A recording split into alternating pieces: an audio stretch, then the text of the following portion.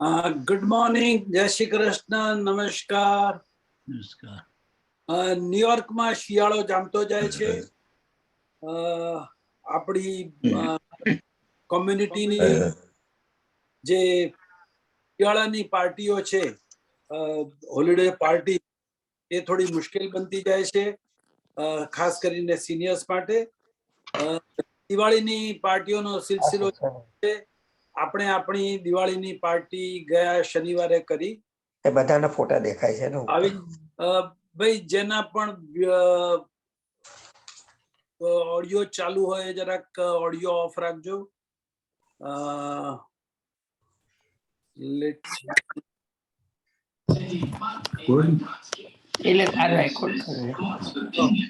I'll request everybody to mute themselves.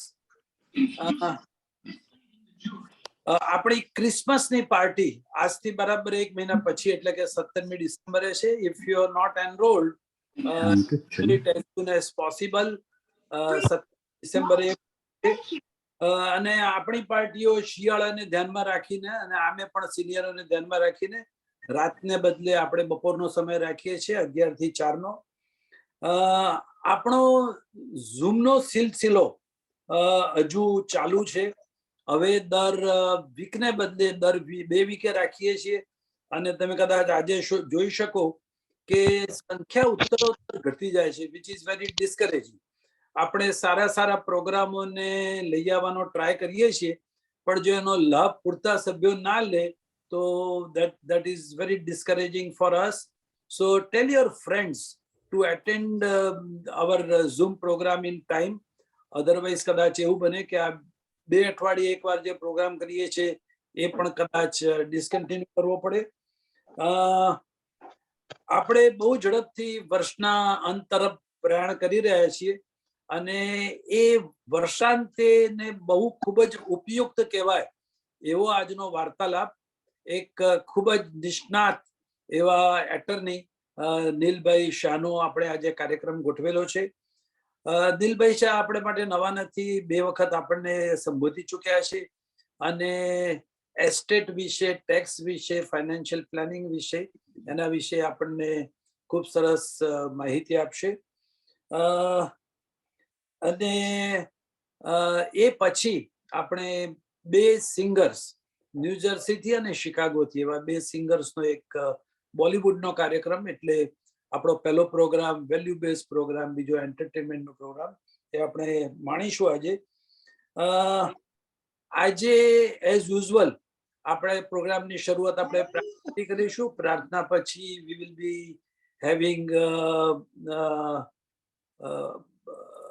પ્રમુખશ્રીનું ઉદ્બોધન અને એ પછી આ 2 પ્રોગ્રામ અને વચ્ચે થોડી ઉપયોગી માહિતી આપીશું.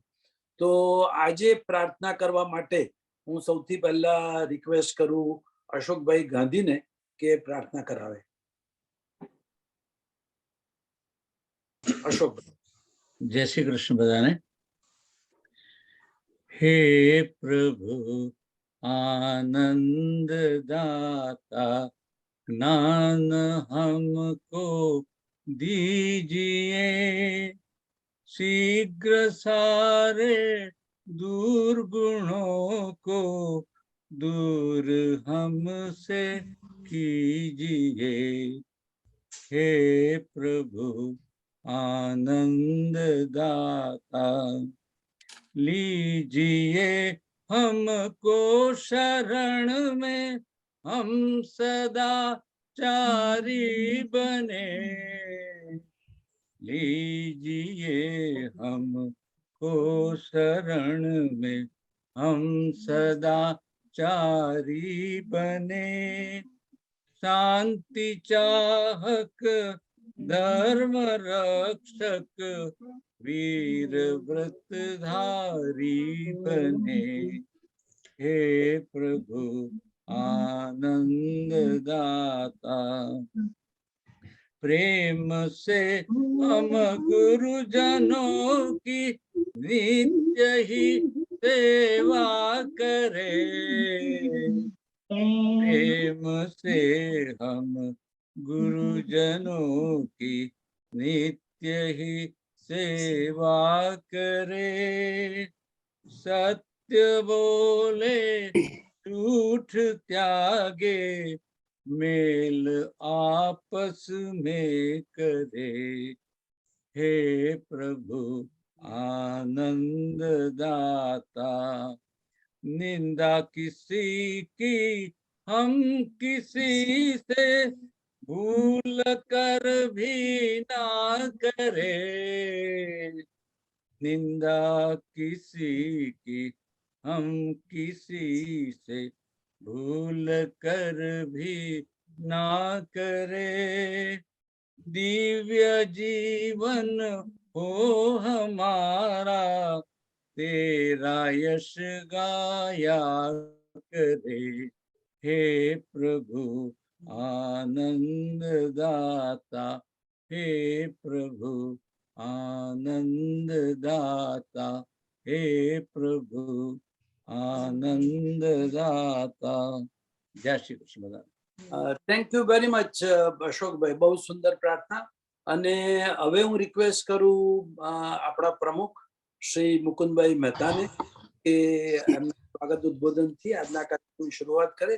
Mukundbhai. Thank you, Pankaj Bhai, and thank you, Ashok Bhai, for a very pretty prayer. Good morning, friends, and welcome to Indo-American Senior Citizen Center of New York's bi-weekly Thursday meeting. I hope all of you are doing fine. Thank God that we are on a Zoom, because at least in New York, we get a effect of a winter as if it has started already. It's quite a cold outside. Well, today we have a very interesting program. The first program, as it is already said, is on a subject of finance, tax, and estate year-end planning. And the second one is the musical program by two singers arranged by our member, Mr. Bharatbhai Goradia. The first program, which is on planning, it's quite important because the year-end is fast approaching, and we have to tie up our loose ends in the matters of finance, tax, and estate matters. So it is most timely and very important subject by none other than Attorney Mr. Neel Shah. He had been to us and he had given very important information in the past. And today also we will learn quite a lot from him, because he is an eminent lawyer as well as a certified financial planner. We are really thankful to him for sparing his valuable time, because as you know that he and his whole staff are very, very busy on the year-end matters.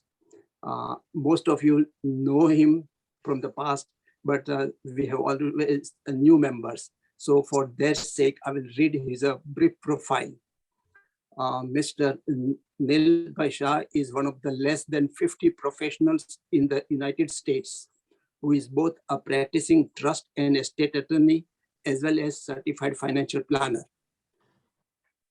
He has devoted his career to helping families to protect their legacies and to live the life of their dreams. Neel completed his Bachelor of Degree in Finance from Penn State University, Law degree, that is JD, from Benjamin N. Cardozo School of Law, Yeshiva University, and Certified Financial Planning from Bryant University. Neel lives in Monroe Township, New Jersey, with his wife Pinky, daughter Anya, and son Jaden. Neel is a founder owner of Shah Total Planning, a one-stop shop for integrated tax, financial, and legal planning. For the past 22 years, he has devoted a significant portion of his career to serving the Indian community. This is a very brief profile. It's quite a lengthy, but this is a very short version of it because we want to hear him more. So here is Neel Bhai. Neel Bhai, welcome. Thank you very much, Mukund Bhai. Thank you, Pankaj Bhai. Jai Shri Krishna badane. Thank you for having me again. મને હજુ થોડું કામ નવાઈ લાગે ને મને એકદમ ખ્યાલ નથી આવતો કે તમે જ્યારે આ અશોકભાઈ ગાંધીને બોલાવો છો કે આ અશોકભાઈ કોણ છે, પણ મોઢા જોઈને પછી મને ખબર પડે કે આ તો મારા ફુવાજી છે. સો તમે જેમ એમને અશોકભાઈ તરીકે ઓળખો છો, નાનપણથી હું એમને બિપિન ફુવાજી તરીકે જ ઓળખું છું. બિપિન ફુવાજી અને કુસુમ ફોઈ એકચ્યુઅલી મારા મમ્મીના ફોઈ ફુવા થાય, પણ નાનપણથી અમે ફોઈ ફુવા જ કહેતા હોઈએ છીએ. એટલે આઈ સ્ટીલ હેવ ટુ મને હજુ થોડુંક આમ એડજસ્ટ થવું પડે છે કે તમે અશોકભાઈ કોણ છે, પણ મોઢું પરથી મને ખબર પડી જાય છે કે કોણ છે, પણ નામ પરથી એકદમ ખબર ના પડી. But thank you again for having me. I think આપણે લાસ્ટ ટાઈમ આઈ બિલીવ હું સમરમાં કે સ્પ્રિંગમાં આવ્યો હતો, તે વખતે આપણું માર્કેટ ને આપણું થોડુંક અપડેટ થોડુંક જુદું હતું ને અત્યારે પણ હવે થોડુંક જુદું છે. પણ first time if I remember આપણે આવ્યા હતા ત્યારે આ ટાઈમ ઓફ યરમાં જ આવ્યો હતું. લગભગ I think November December time frame જ હતું. લાસ્ટ ટાઈમ એક ફેબ્રુઆરીમાં આવેલા આપણે. બોલો હસમુખભાઈ, ક્યારે આવ્યો હતો? ફેબ્રુઆરીમાં મળેલા હતા આપણે. ફેબ્રુઆરીમાં મળ્યા હતા, રાઈટ. પણ આઈ થિંક એના પહેલા પણ આપણે નવેમ્બરમાં એક વખત પહેલા આવ્યા હતા, right? And I still remember કે નવેમ્બરમાં મેં પહેલી વખત આઈ ગેસ કલાકનું પ્રેઝન્ટેશન મેં ગુજરાતીમાં જે આપ્યું હતું, that was the first time કે મેં આખું ગુજરાતીમાં આપ્યું હતું.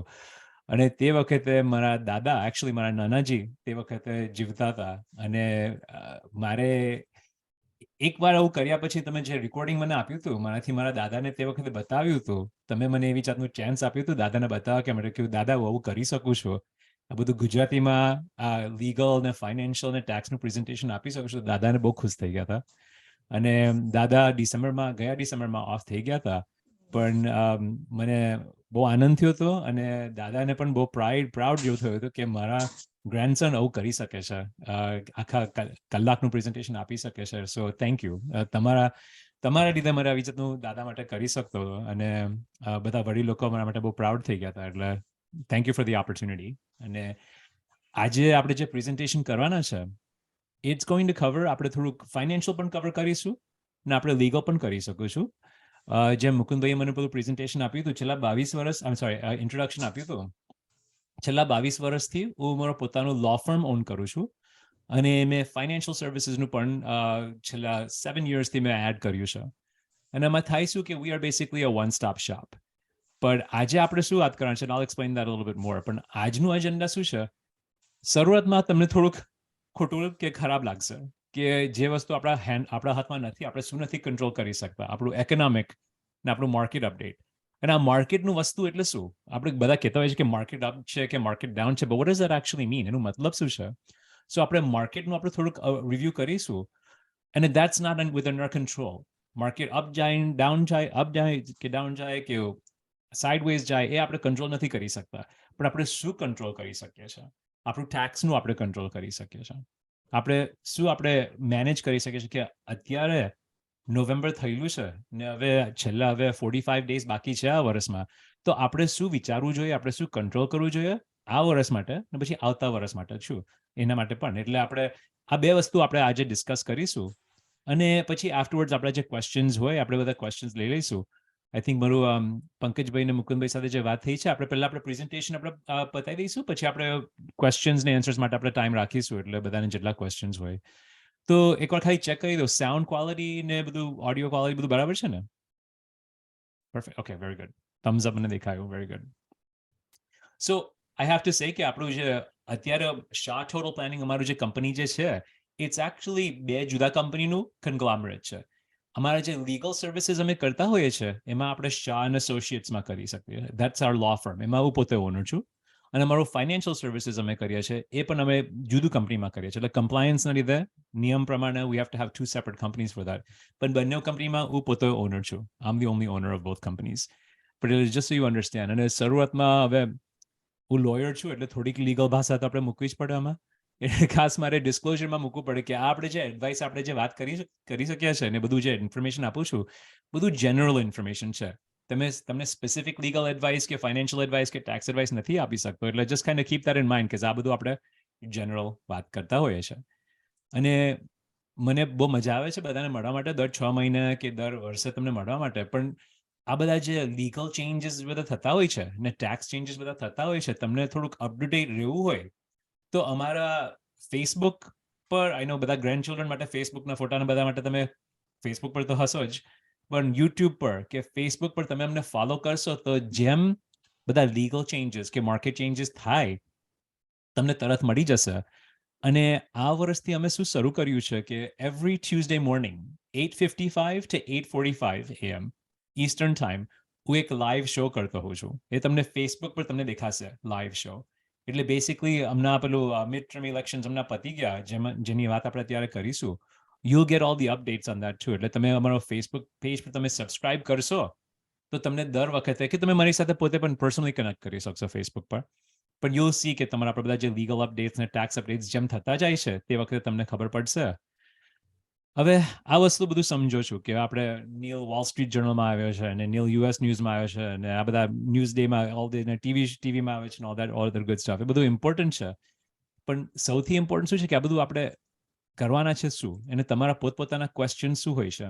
એટલે પ્લીઝ તમે અત્યારે જે બધા ક્વેશ્ચન્સ હોય તમે નોટ્સ બધા લેજો.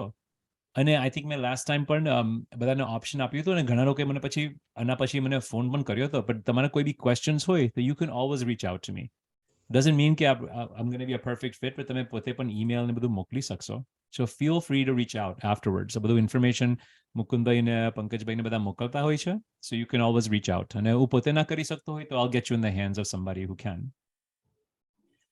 આપણે આ financial planning, legal planning, tax planning જે વાત કરીએ અને આપણે ઈધર પોતે કરતા હોય કે આપણે બીજા કોઈને આપણે સલાહ લેતા હોય, તો બેસિકલી there are 5 areas જેમાં આપણે you have to make sure કે we're covering all of these areas.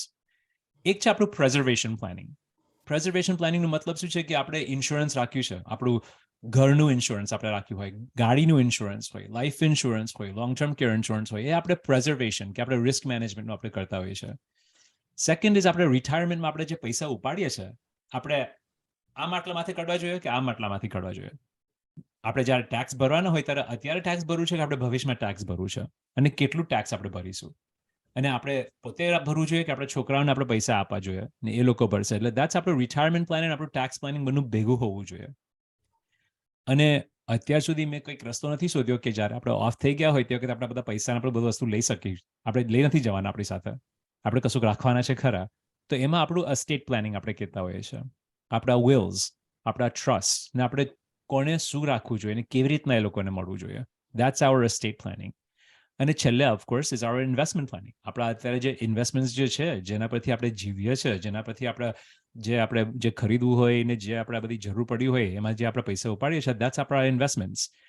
જેમ આપણે financial planning, tax planning, estate planning કરતા હોય, આપણે એક નહીં, બે નહીં, ત્રણ નહીં, આપણે 5 એરિયા આપણે જોવું પડે કે આપણે એક ચેન્જ કરીએ અને આમ ચેન્જ કર્યું હોય તો પછી બીજા પર શું ઇમ્પેક્ટ થવાનું છે. મારા આઈઆરએના પૈસા મેં ઉપાડ્યા હોય તો મારું ઇન્કમ વધી ગયું. ઇન્કમ વધી ગયું દેટ મીન્સ મારા કદાચ મેડિકેરનું આપણું સરટેક્સ કદાચ વધી જશે. ને પછી આપણું પ્રોપર્ટી ટેક્સનું ફ્રીઝ હોય તો વધારે ઇન્કમ બતાવ્યું હોય તો કદાચ એ આપણને ફાયદો પણ થાય ને નુકસાન પણ થાય. પણ બીજી બાજુ આપણે પૈસા ના ઉપાડ્યા ને આપણા છોકરાઓને જ્યારે મળી જાય તે વખતે એમને ટેક્સ ભરવા પડે તો એમને કદાચ વધારે ટેક્સીસ ભરવું પડશે. પણ આપણે ઉપાડવાના હોય તો આપણે કેવી જાતનું ઇન્વેસ્ટમેન્ટ કરવું જોઈએ, વધારે રિસ્ક લેવી જોઈએ કે ઓછી રિસ્ક. એટલે all of this things are very interrelated. આપણે એક નહીં, બે નહીં, ત્રણ નહીં, આપણે 5 એરિયા આપણે જોવું પડે કે આપણે શેના માટે આપણે બધું પૈસા રાખ્યા છે. Because knowledge is power. હવે હું મેડિકલ જર્નલ વાંચું તો ડઝન્ટ મીન કે હું ડોક્ટર બની ગયો છું. હું કાલે ઉઠીને પેલું સાયન્સ ટાઈમ્સ, ન્યુયોર્ક ટાઈમ્સમાં આવે છે એ વાંચું, ડઝન્ટ મીન કે હું સાયન્ટિસ્ટ બની ગયો છું. પણ ડોક્ટર નથી બન્યો, પણ મારે ખબર છે કે મારે પેલું સ્ટેટિન કે કોલેસ્ટ્રોલની મેડિકેશન લેવી પડે તો આઈ નો કે મારે મેડિકેશન લેવી પડશે. ડોક્ટરમાં મારે વિશ્વાસ તો રાખવું જ પડે, પણ મારે પોતે થોડુંક કંટ્રોલ રાખવું જોઈએ, મારે પોતે થોડુંક નોલેજ લેવું જોઈએ. એટલે આજની મારી ઈચ્છા શું છે તમારા બધા માટે કે તમને બધાને થોડુંક નોલેજ તો મળવું જોઈએ. એટલે તમને ખબર પડે કે ઇવન મારી પાસે બધા એન્સર્સ ના હોય પણ કયા પ્રશ્ન મારે પૂછવા જોઈએ મારા પોતાને કે મારા જે લોકો મને સલાહ આપે છે. Make sure you have that knowledge. એટલે મેક શ્યોર કે આપણે આજે જે બધા પ્રશ્ન જે છે કે આ મારા માટે છે કે મારા છોકરાઓ માટે છે કે મારા ગ્રેન્ડ ચિલ્ડ્રન માટે છે, એ બધું મારે વિચારવું જોઈએ કે શું વિચારવું જોઈએ. એ મારી ઈચ્છા છે કે બધાને એ થોડુંક આજે થોડુંક ખ્યાલ હોવું જોઈએ કે what should I be asking, when should I be asking it, right? હવે ઘણા લોકો કહે કે માર્કેટ અપ છે કે માર્કેટ ડાઉન છે. What does that mean? એનું મતલબ શું છે? What does it mean when we say market? Now, S&P 500, ઘણા લોકોએ નામ સાંભળ્યું હશે કે S&P 500. S&P 500 basically means કે આ કંપની છે Standard & Poor's. It's a private company. ને પ્રાઇવેટ કંપનીમાં એ લોકોએ કીધું છે કે અમે આ 500 સ્ટોક આપણે ટ્રેક કરીએ ને આપણે જોઈએ કે ઓછું થયું છે કે વધુ થયું છે, તો એ બધા સ્ટોક આપણે એક માટલામાં મૂકી દીધું હોય ને આપણે જોઈએ કે બધું કલેક્ટિવલી બધું ભેગું થઈને ઊંચું ગયું છે કે નીચું ગયું છે કે ફ્લેટ રહ્યું છે. તો that basically means કે આપણું માર્કેટ એ છે આપણું S&P 500 નું માર્કેટ, એટલે 500 સ્ટોક છે આમાં. પણ what does that mean? Because આ S&P 500 જે છે, આજે 500 સ્ટોક જે છે, મોટા ભાગે બધા US ના હોય છે. એ બધા જે સ્ટોક્સ, પણ આખું વર્લ્ડનું માર્કેટ આપણે જોઈએ તો દેટ મીન્સ કે આપણે ઇન્ડિયાના સ્ટોક્સ કે આપણે યુકેના સ્ટોક્સ કે યુરોપના સ્ટોક્સ બહુ ઓછા હોય છે એમાં. તો બીજા લોકો કહેશે કે માર્કેટ અપ એન્ડ ડાઉન છે, પણ આપણે રસલ 3000 જોઈશું. Russell is a private company ને એમાં એ લોકોએ 3000 સ્ટોક મૂક્યા હોય છે. And that's usually smaller companies. પછી ઘણા લોકો કહેશે કે ડાઉ જોન્સ ઇન્ડસ્ટ્રીયલ એવરેજ, હવે એ પણ ત્રીજું પ્રાઇવેટ કંપની રહ્યું ને એમાં એ લોકો કદાચ 200 કે 2000 જેટલા સ્ટોક્સ હશે. એટલે what does it mean if the market is up or market is down? It basically means એનો મતલબ શું છે કે માર્કેટ અપ ગયું છે કે અમે અત્યારે આ જે બેન્ચમાર્ક જોઈએ છે એ ઊંચું ગયું છે કે આ નીચું ગયું છે. હવે આ ચાર્ટ આપણે જે અત્યારે જોઈ રહ્યા છે એમાં એવું બતાવે છે કે આપણે નવેમ્બર 3rd આપણે હજુ જે પેન્ડેમિક વખતે જેમ આપણે માર્ચ 2020માં ઘરે ગયા હતા અને તે વખતે આપણે જોયું કે માર્કેટ ડાઉન ગયું હતું, તે વખતે હજુ ભલે લોકો કહે કે અત્યારે માર્કેટ ડાઉન છે કે S&P 500 ડાઉન છે, પણ આપણે એ ટાઈમ ફ્રેમમાં આપણે જોઈએ તો હજુ we're still pretty high on that part. હજુ હાયર તો ગયું જ છે આપણું. હવે 2022માં એકદમ આપણે ઊંચું નીચું બધું બહુ જ થયું છે, ગભરામણ થાય એવી જાતનું ઊંચું નીચું થયું છે. પણ if we look back, we're still generally up. આપણે માર્કેટ વોલેટિલિટીનું આપણે જોઈએ તો. એટલે એનું ટેક અવે શું છે? આપણે શું વિચારવું જોઈએ કે we have to be long term investors. હવે કાલે ઉઠીને આપણને ખબર પડી ગઈ હોય કે મારા માટે કે મારા સ્પાઉસ માટે મારે 10 થી 15,000 મારે ઉપાડવાના છે અસિસ્ટેડ લિવિંગ માટે કે નર્સિંગ હોમ માટે, કોઈ જાતનું કેર માટે, તો એ પૈસા આપણે ઉપાડવાના હોય તો આપણે એની સાથે આપણે જુગારી નથી કરવાના. આપણે મોટાભાગે એટલું બધું રિસ્ક ના લેવું જોઈએ, કે આપણને ખબર છે કે આપણે તે વખતે આપણે 15,000 ઉપાડવાના હોય દર મહિને. દેટ મીન્સ કે આપણેથી બહુ રિસ્ક ના લેવાય. પણ આપણે લોંગ ટર્મ ઇન્વેસ્ટમેન્ટ આપણે જે રાખ્યું હોય એના માટે આપણે થોડુંક વધારે રિસ્ક લઈ શકીએ, પણ કેટલું રિસ્ક લેવું જોઈએ આપણે? What is the right amount of risk? એટલે we have to identify long term is best, but what is long term mean? આપણું ટર્મ શું છે? આપણું પોતપોતાનું ટર્મ શું છે? મારે કાલે પૈસા જોઈશે, મારે 2 વર્ષમાં જોઈશે કે મારે 15 વર્ષમાં જોઈશે, કે આ પૈસાઓ મારા લાઈફ ટાઈમમાં વાપરવાનો નથી, જે છે મારા છોકરા માટે છે, મારા ગ્રેન્ડ ચિલ્ડ્રન માટે છે. એટલે વી હેવ ટુ અન્ડરસ્ટેન્ડ કે આપણું હોરાઇઝન શું છે, આપણું સ્મય કેટલું છે, what is our time frame.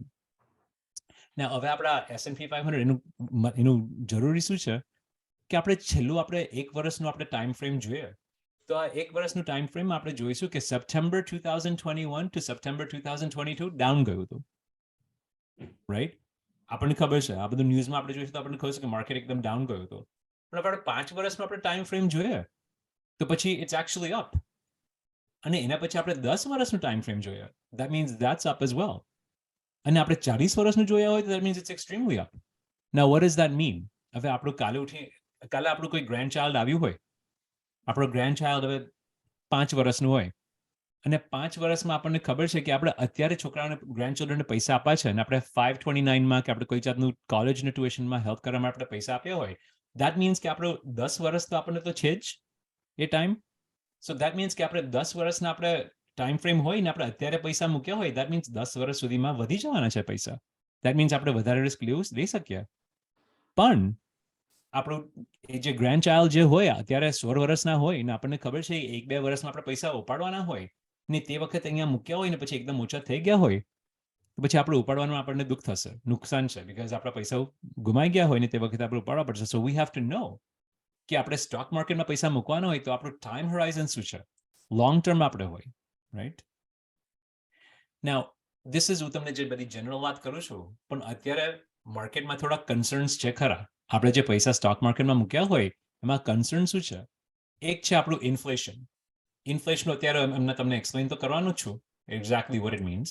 પછી બીજું છે આપણે આ ઇન્ટરેસ્ટ રેટ્સ લોકો કહેતા હોય છે એનું આપણે થોડુંક એક્સપ્લેનેશન આપણે આપીએ કે ઇન્ટરેસ્ટ રેટ્સનું ઇમ્પેક્ટ શું છે. આ ઇન્ટરેસ્ટ રેટ બધું ન્યૂઝમાં કેમ ઘડી ઘડી આવ્યા કરે છે ને દર વખતે મીટિંગ હોય છે, નથી મીટિંગ. હવે રિસેશનનું પણ આપણે થોડીક વાત કરીશું.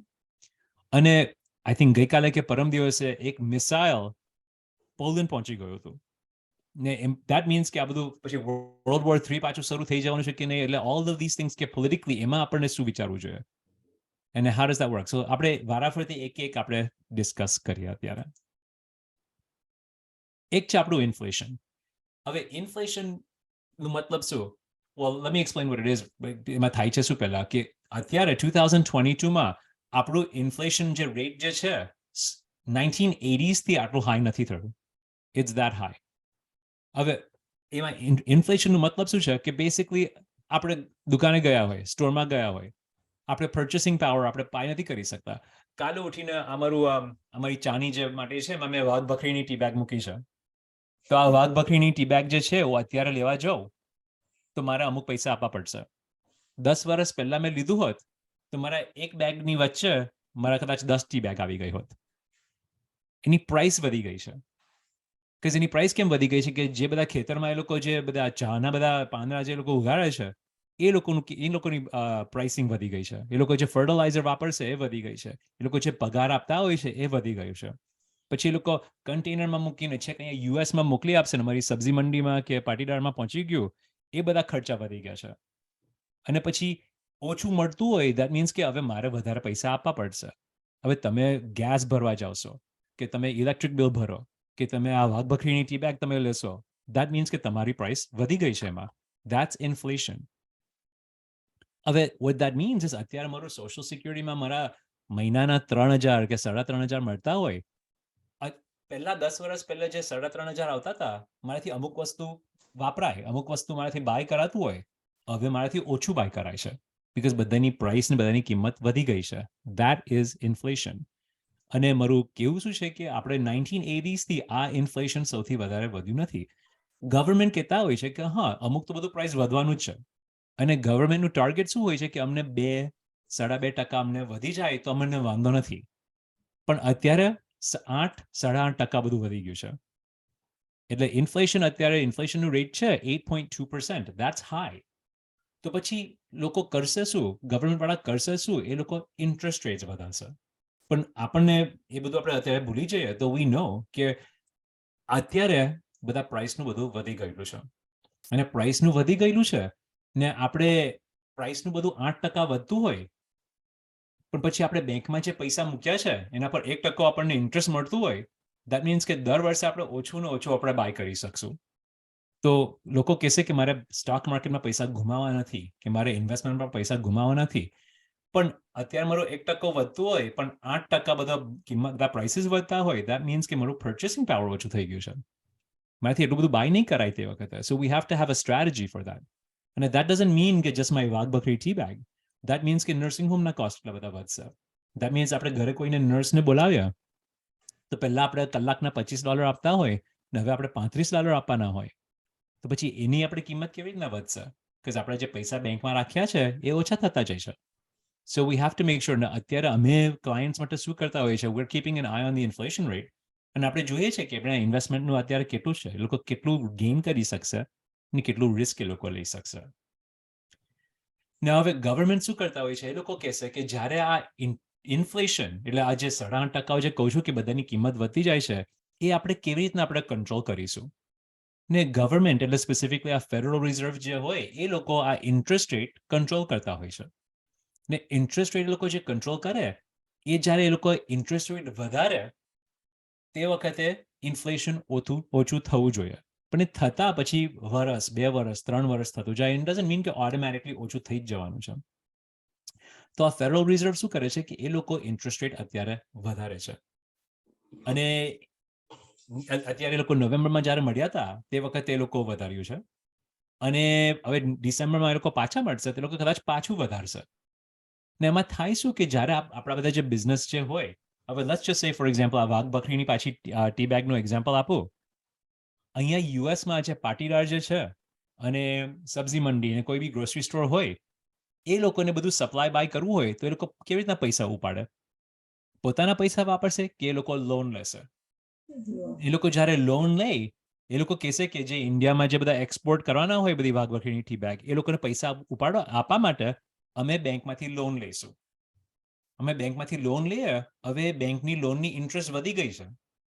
હવે એ ઇન્ટરેસ્ટ વધી ગઈ છે એટલે અમને પૈસા ઉપાડવા માટે મોંઘું પડે છે એટલે અમે ઓછું કરીશું. અને લોંગ સ્ટોરી શોર્ટ એવી રીતના એ લોકો જે ઇન્ટરેસ્ટ રેટ વધારે એ લોકો ઓછું સપ્લાય મૂકશે અને ઓછું સપ્લાય કરવામાં એ લોકો માને છે કે આપણું ઇન્ફ્લેશનનું રેટ ઓછું થઈ જશે. હવે થશે કે નહીં આઈ ડોન્ટ નો, પણ જેમ ફેડરલ આ ગવર્મેન્ટ કહેશે કે અમે ઇન્ટરેસ્ટ રેટ વધારવાના છે કે ઓછું કરાવવાના છે તે વખતે સ્ટોક માર્કેટ રિએક્શન થાય છે. બીકોઝ એ લોકોને ખબર છે કે આ જે સબ્જી મંડી ને પાટીદાર જે બધા બિઝનેસીસ જે લોકો બોરો કરતા હોય છે એ લોકો હવે ઓછું બોરો કરશે. એટલે બધું થોડું બેલેન્સ છે, પણ એટલે we have to keep an eye on that.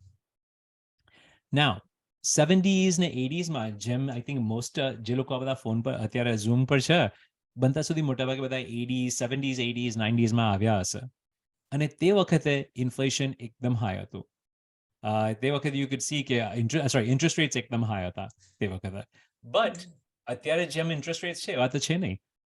ઘણા લોકોએ અહીંયા ઘર બાય કર્યું હશે 80s માં તો કેટલા મોર્ગેજ રેટ્સ, અમુક લોકોએ 10% 12% મોર્ગેજ રેટ કદાચ ઇન્ટરેસ્ટ રેટ આપ્યું હશે, તો તમને કદાચ 6% હાઈ નહીં લાગતું હોય, પણ 10 વર્ષ પહેલા ઘણા લોકો 2% 3% જે મોર્ગેજનું ઇન્ટરેસ્ટ રેટ આપતા હતા, હવે 6% એકદમ હાઈ લાગે આપણને, રાઈટ? મારા છોકરાઓ જ્યારે સમર વેકેશન કે વિન્ટર વેકેશન કે કંઈ હોય ત્યારે એ લોકો મોડે સુધી જાગતા હોય અને અમે કહીએ સુઈ જાઓ, 8 વાગી ગયા છે, 9 વાગી ગયા છે, 10 વાગી ગયા છે, તો તે વખતે એ લોકો હસે કે ના અમે ટીવી જોવાના છે, અમે વિડીયો ગેમ રમવાના છે, અમે ફ્રેન્ડ સાથે જાગવાના છે. તો એ લોકો જાગશે અને પછી સવારે એ લોકો મોડે સુધી સૂશે અને પછી બધું એ લોકોનું બધું રૂટીન થઈ જશે. તો એ લોકોને ટેવ પડી જાય છે. તો જેમ એ વેકેશન પતી ગયું હોય, પાછું સ્કૂલ શરૂ થઈ ગયું હોય ત્યારે તકલીફ થઈ જાય છે કે એમનાથી ઉઠાતું નથી. શરૂઆતમાં આપણે ભલે ધક્કો મારીએ, પાણી નાખીએ, કશું પણ થાય, એ લોકો ઉઠશે જ નહીં. તો જેમ આપણે ઇન્ટરેસ્ટ રેટ પરથી ટેવાઈ ગયા છે એવું છોકરાઓ ટેવાઈ ગયા છે કે હવે ઉઠવું નથી અમને. તો અત્યારે આપણે ઇન્ટરેસ્ટ રેટ જોઈએ તો આપણને લાગે કે એકદમ હાઈ થઈ ગયા છે, પણ આપણે 70s ને 80s નો આપણે જોઈએ તો પછી it's not quite as high right now, પણ હજુ અસર તો લાગે જ આપણને. Now one thing to keep in mind is આપણે જે સ્ટોક માર્કેટની જે વાત કરીએ છીએ, અમુક પૈસા જ્યારે ગવર્મેન્ટને આપણે નવા રોડ્સ બાંધવા હોય કે બ્રિજ બાંધવું હોય કે એ લોકો નવા IRS નવા એમ્પ્લોઈઝને હાયર કરે, તો એ લોકો પૈસા વધારવા માટે એ લોકો ઘણા વખત એ લોકોનો લોન જેવું લેતો હોય છે લોકો પાસે, ને એને આપણે ટ્રેઝરી બોન્ડ્સ કે ટ્રેઝરી બિલ્સ ને બધું કહે. એ ઇન્ટરેસ્ટ રેટ જેમ વધ્યું હોય ત્યારે ગવર્મેન્ટ આપણને જે આ ઇન્વેસ્ટમેન્ટ પર પૈસા આપે એ વધી ગયું છે. That's actually a good thing. So અત્યારે આ જે 5 વર્ષ ને 10 વર્ષ ને 20 યર્સના જે લોન્સ જે છે, બેસિકલી મીન્સ કે આપણે ગવર્મેન્ટને $1,000 આપ્યા છે ને એ લોકો કહે છે કે આપણને 5 વર્ષમાં અમે તમને 4.3% તમને આપીશું. That's pretty high. આપણે બેંકમાં પૈસા રાખી મૂક્યા હોય ને એ લોકો આપણને 1% આપતા હોય, પણ આપણે 5 વર્ષની જરૂર ના હોય ને એના પર લોકો આપણને 4% આપતા હોય, તો દેટ્સ યુઝ્યુઅલી બેટર, રાઈટ?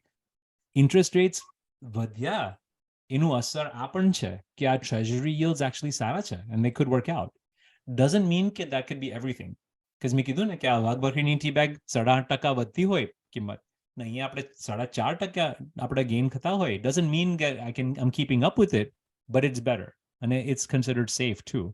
એટલે આ જે ઇન્ટરેસ્ટ રેટ્સનું જે વધતું છે એ આપણે ધ્યાન રાખવા જેવું છે કે મેક શ્યોર that આપણા જે ઇન્વેસ્ટમેન્ટ્સ જે છે it's at least not taking too much risk, પણ આપણે જે જરૂર પડશે તે વખતે આ પૈસામાં આપણે જે બાય કરવું હોય ને બાય કરવાની જરૂર પડશે આપણે બાય કરી શકીશું.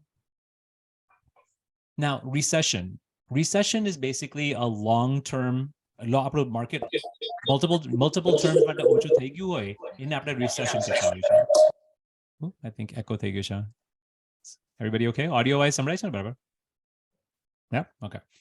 સો અત્યારે રિસેશનની બધી બહુ વાત થાય છે એન્ડ આઈ ડોન્ટ થિંક આપણે રિસેશનમાં બહુ ટાઈમ આપણે કાઢવા જેવું છે બીકોઝ આઈ થિંક આપણું ટેક્સની પણ આપણે થોડી વાત કરી છે. વી want two make sure we get into that.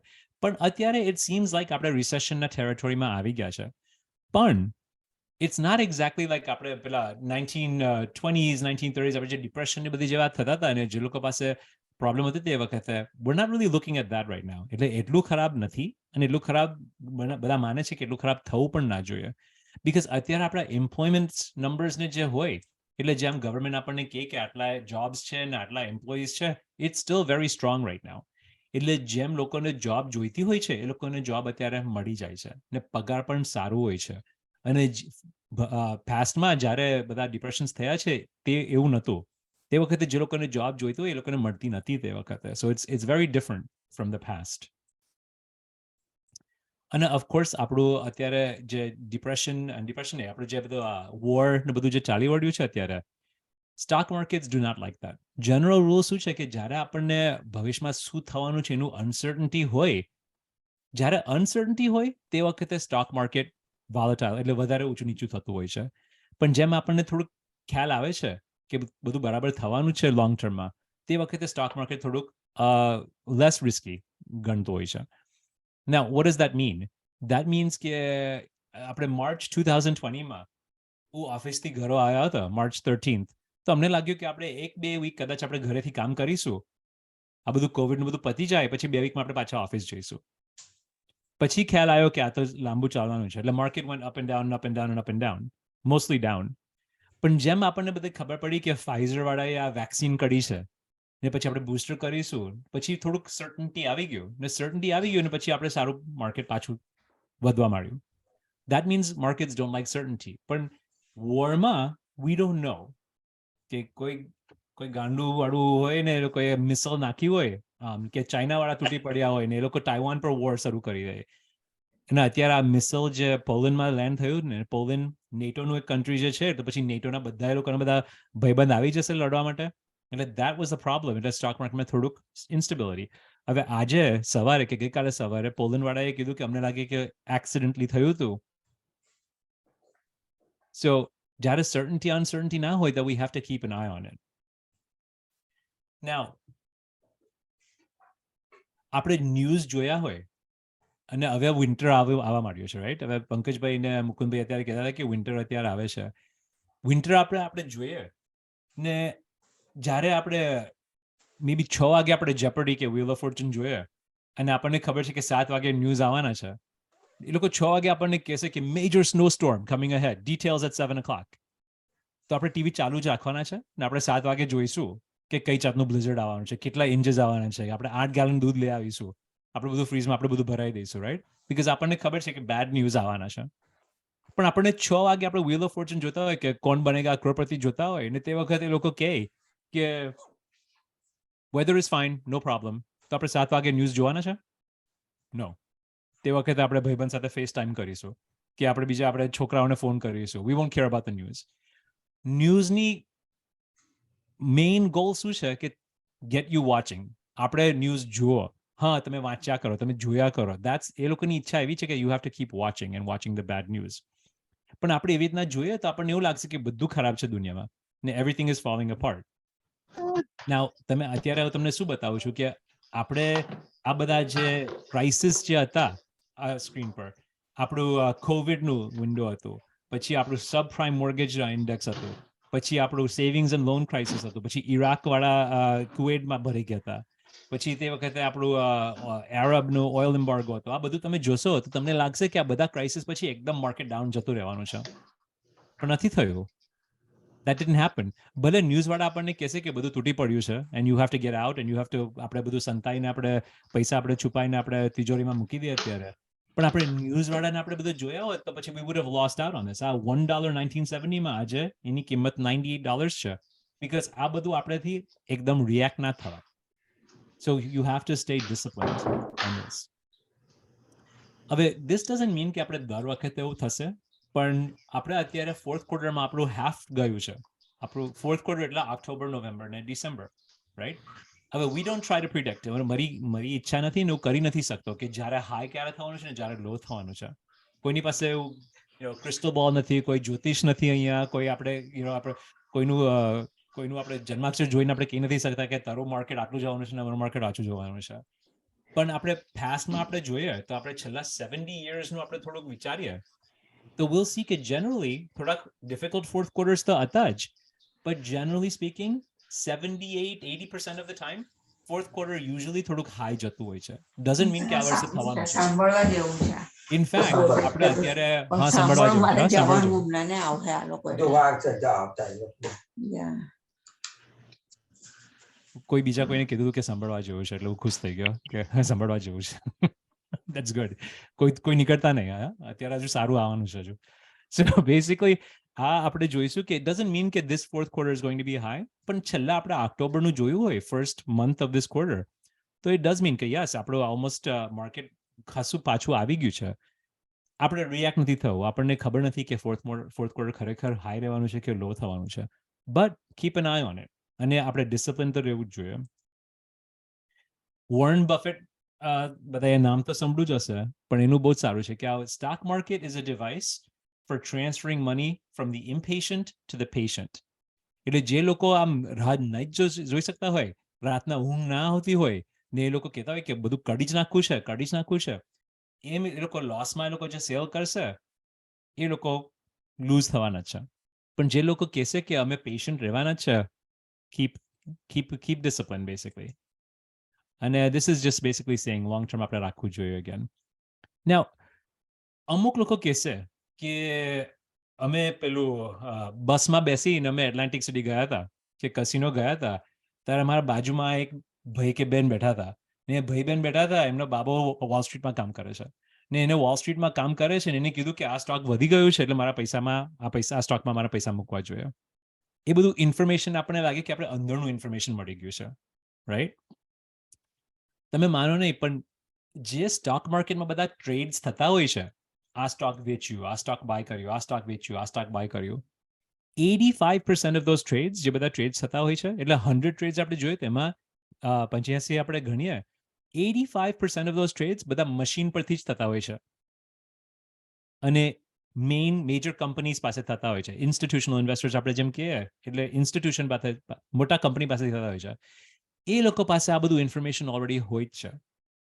એટલે આપણને લાગે કે હવે ક્રિસમસ આવ્યું છે અને બધા એમેઝોન વાળા તૂટી પડશે ને એમેઝોનને બધા બહુ જ પૈસા મળશે, એ બધું ઇન્ફોર્મેશન આ જુદા બધા કંપનીને મળી જ ગયું છે ઓલરેડી, રાઈટ? અને ઘણા લોકો કહે, હવે મને ફૂટબોલ બહુ ગમે છે કે કદાચ તમને ક્રિકેટ ગમતું હોય ને એ લોકો કહેશે કે હવે આવતા રવિવારે શિકાગો બેર્સ ગેમ રમવાના છે અને શિકાગો બેર્સ પર તમે $100 મૂકશો તો તમને $200 મળશે. પણ હવે જે લોસ વેગસ વાળાને ખબર હોય છે કે શિકાગો બેર્સ હરવાના નથી, તો એ લોકો ઓડ્સ આપી દે છે. એ લોકોને ઓલરેડી ઇન્ફોર્મેશન ઓલરેડી ખબર હોય છે. ક્રિકેટ મેચ વાળાને જે આપણે જેના પર આપણે જુગારીને બધું બેટ કરતા હોય, they already have that information. Stock market is the same way. 85% જે ટ્રેડ્સ થતા હોય છે, મોટા કંપની પાસે હોય છે, they already have a lot of these information already on there. They already have, અને આપણને એવું લાગે કે આપણા કોઈ બેન જે બસમાં બેઠા છે, એમનો મુન્નો વોલ સ્ટ્રીટમાં કામ કરે છે એટલે આપણને થોડુંક વધારે પડતું ઇન્ફોર્મેશન મળી ગયું છે. chances are it's not going to work out that way. એટલે make sure you know, because આમાં થાય છે શું, ને આપણે ગાડીમાં બેઠા હોય ને હવે આપણે ગુરુવારે બધા થેન્ક્સગિવિંગ વખતે એકબીજાને મળવા જશે, રાઈટ? હવે પંકજભાઈ કહેતા તમારે ઇન પર્સન ઇવેન્ટ્સ આવશે, તો પછી આપણે ક્રોસ બ્રોન્ક્સમાં આપણે ગાડી ચલાવતા હોય ને આપણે વચલી લેનમાં હોય ને આપણને લાગે કે રાઈટ લેન બહુ જલ્દી જાય છે ને જેમ આપણે લેન સ્વિચ થઈ ગયું પછી રાઈટ લેનમાં શું થઈ જશે, બંધ થઈ ગયું ને પછી આપણે જે લેનમાં હતા હવે એ આ બધું આગળ વધતું જશે અને આપણે લેન ઘડી ઘડી સ્વિચ કર્યા કરે, તો દેટ બેસિકલી મીન્સ કે we're trying to outperform. મારો બાજુવાળો ડોબો છે એના કરતા હું આગળ જતો રહીશ, right? It doesn't work that way. What happens is આપણે જે લેનમાં રહ્યા હોય બધી લેન આગળ જવાની જ છે, પણ આપણે પોતાની પેસમાં આપણે આગળ જવું જોઈએ. નહીં તો તમે થશે શું કે આપણે આગળ જે એક્સિડન્ટ જે છે એની પાછળ જ આપણે ફસાઈ જઈશું. So we have to make sure કે આપણે પોતાની લેનમાં આપણે રહીએ. Keep at our own pace itself, right? હવે ઘણા લોકો કહેશે કે અમુક કંપનીઝ જે છે, Facebook, Apple, Netflix, Microsoft, Amazon, એ બધા આપણે જે રાખ્યા હોય અને આપણે ખાલી ગયા વર્ષનું આપણે માનીએ તો those companies went down. So let's just say આપણા ફેસબુક, એપલ, એમેઝોન આ બધા આપણે સ્ટોક્સ રાખ્યા હોય, the basically year to date, and I think this was આપણે through September, I think મેં ગણ્યું હતું, we would have been down significantly. But let's just say કે આપણે એક સ્ટોક નતું રાખવું આપણે, પણ આપણે ખાલી 3000 જે સ્ટોક્સ જે છે એની સામે બધું સ્પ્રેડ કરવું છે. That basically means that we would be down, but not the same amount. આપણું એટલું બધું ડાઉન નથી ગયું. સો આપણે અત્યારે બધું પવન બહુ પડી રહ્યો છે બહાર right now. And let's imagine કે મારું એક મોટું ઝાડ છે બહાર, મોટું ઝાડ છે અને એ ઝાડ સારું છે કે હું ચડું તો મારાથી છેક દૂર દેખાશે, ઇટ્સ વેરી વેરી હાઈ. પણ જેમ મોટું પવન આવી ગયું હોય એ જ ઝાડ પહેલા પડશે, બીકોઝ એ સૌથી મોટું છે.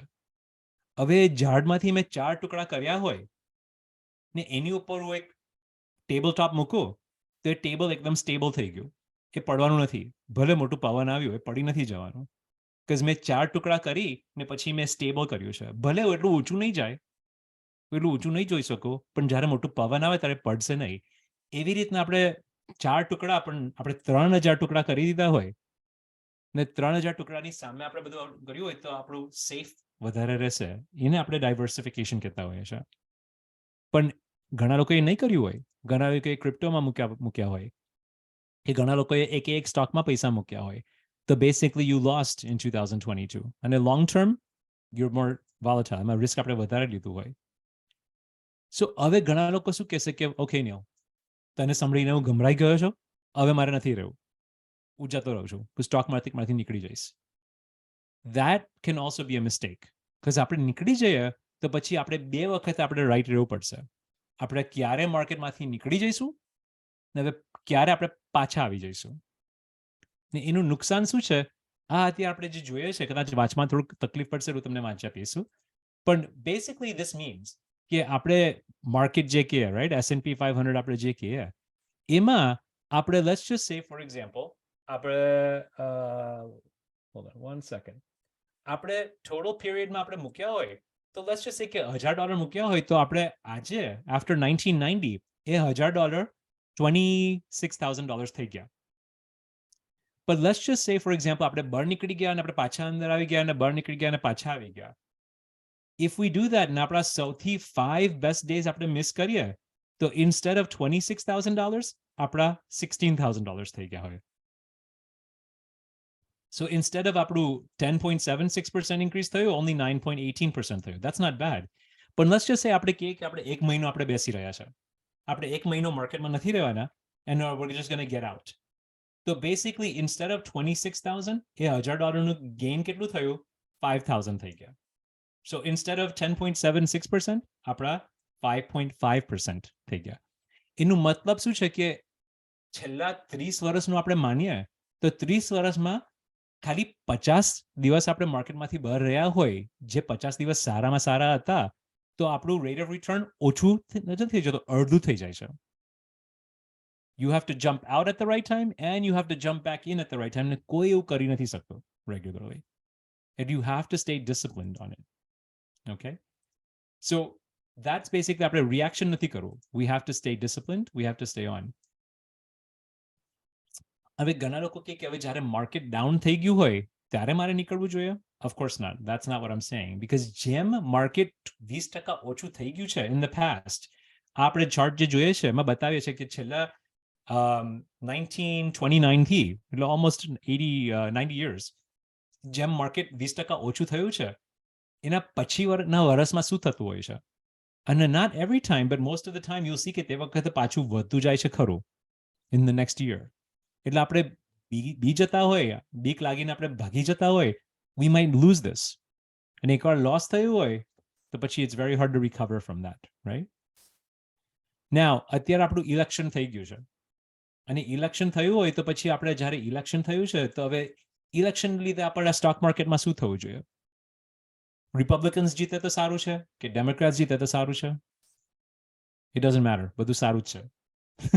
So આમાં હું શું બતાવું છું કે બેસિકલી જેમ આપણે પેલું જે સેમ S&P 500 આપણે $1 મૂક્યું હોત તો આ જે બ્લુ બતાવે છે, બ્લુ બેસિકલી મીન્સ કે આપણે ડેમોક્રેટ્સ તે વખતે હાઉસ ને સેનેટમાં જીતી ગયા હતા, અને રેડ જે છે એમાં બતાવે છે જ્યારે રિપબ્લિકન્સ જીતી ગયા છે, અને પર્પલ ઇઝ તે વખતે મિક્સ્ડ કંટ્રોલ છે. અત્યારે ગઈકાલે કે આઈ થિંક આજે સવારે જ આપણને ખબર પડી કે રિપબ્લિકન એટલે લાલ થશે, હવે અહીંયા મોટા ભાગે લાલ થઈ જશે હાઉસ અને સેનેટમાં. But it doesn't really matter because blue, red, purple, કોઈ બી જે પાર્ટી આવ્યું છે, ભલે ડેમોક્રેટ હોય, રિપબ્લિકન હોય કે જોઈન્ટ હોય, either way આપણા સ્ટ્રોંગ રિટર્ન્સ તો થવાના જ છે. We just have to make sure we stay disciplined. So એમાં બહુ ઇમ્પેક્ટ થતું નથી હોતું. It doesn't really make a difference કે રિપબ્લિકન્સ છે કે ડેમોક્રેટ્સ છે. We have to make sure કે આપણે caution કરીએ. So before આપણે taxesનું આપણે સ્વિચ કરીએ એના પહેલા થોડુંક recap કરી લઉં ઇન્વેસ્ટર્સના. આપણે કેટલું રિસ્ક લેવું જોઈએ? આપણે 20%નું રિટર્નની જરૂર ના પડતી હોય તો we don't want to risk losing 15% either. જેમ આપણે ઉંમર થતી હોય ને જેમ આપણને ખબર છે કે આપણે ફિક્સ્ડ ઇન્કમ પર હોય ને આપણી પાસે તે વખતે આપણે પગાર નથી, we have to decide what's the right amount of risk that we want to take. અને એ પણ આપણે કેટલા ટાઈમ માટે લેવું છે? આપણે 5 વર્ષ માટે ઇન્વેસ્ટ કરીએ છીએ કે 15 વર્ષ માટે આપણે ઇન્વેસ્ટ કરીએ છીએ? અને બિહેવિયર ઇઝ ઇમ્પોર્ટન્ટ. મારાથી ગુજરાતીમાં નથી કહી શકતો, પણ મારા જે એક મેન્ટોર જે છે એને મેં કીધું છે કે I don't have people with money problems, I have money with people problems. ડિસિપ્લિનની પ્રોબ્લેમ છે. આપણે માર્કેટમાંથી ભાગી જઈએ, આપણે બી જઈએ, કે આપણે ઘડી ઘડી સ્વિચ કરી દઈએ strategy. That is one we have a problem. અને ઓવરઓલ સ્ટ્રેટેજી હોવું જોઈએ. એવું નથી કે મારે જુગારી કરવું છે ને આજે આ સ્ટોક લેવું છે ને આજે આ ઓપ્શન કરવું છે ને આ પુટ કરવું છે ને અહીંયા બેંકમાં મૂકે છે અહીંયા બેંકમાં મૂકે છે. ઓવરઓલ સ્ટ્રેટેજી શું છે? આપણે કાલે ઉઠીને આપણે હોમ ડીપો જઈ અને હોમ ડીપો કે લોઝમાં જઈને આપણે 10-15 ટૂલ લાવ્યા અને સ્ક્રૂ ડ્રાઈવર લાવ્યા અને લાકડું લાવ્યા અને મેટલ લાવ્યા અને પછી આપણે ઘરે આવીને આપણે ડિસાઈડ કર્યા કે હવે શું બાંધવાનું છે. That doesn't make sense. આપણે પહેલા આપણે વિચારીએ આપણે શું બાંધવું છે, આપણે લિસ્ટ બનાવીએ, પછી આપણે હોમ ડીપોમાં જઈને આપણે ટૂલ્સ લઈ આવીએ. That's the overall strategy. અને આપણે આ સ્ટોક કે આ બોન્ડ કે આ મ્યુચ્યુઅલ ફંડ કે આ ટ્રેઝરી બિલ કર્યું હોય ને પછી આપણે ભેગું કરીને એક જાતનું, તો પછી બીજા દિવસની આપણે ખીચડી ખાવી પડે. બેસિકલી મીન્સ કે આપણે ફ્રીઝમાં શું બધું બાકી છે એ બધું આપણે ભેગું કરીને આપણે લોટ નાખીને આપણે મુઠિયા બનાવી દઈશું. That's basically what you have to do. Better than that is decide કે આપણે અત્યારથી આપણે શું બાંધવું છે, શું બનાવવું છે, એન્ડ ધેન વિલ ડિસાઇડ.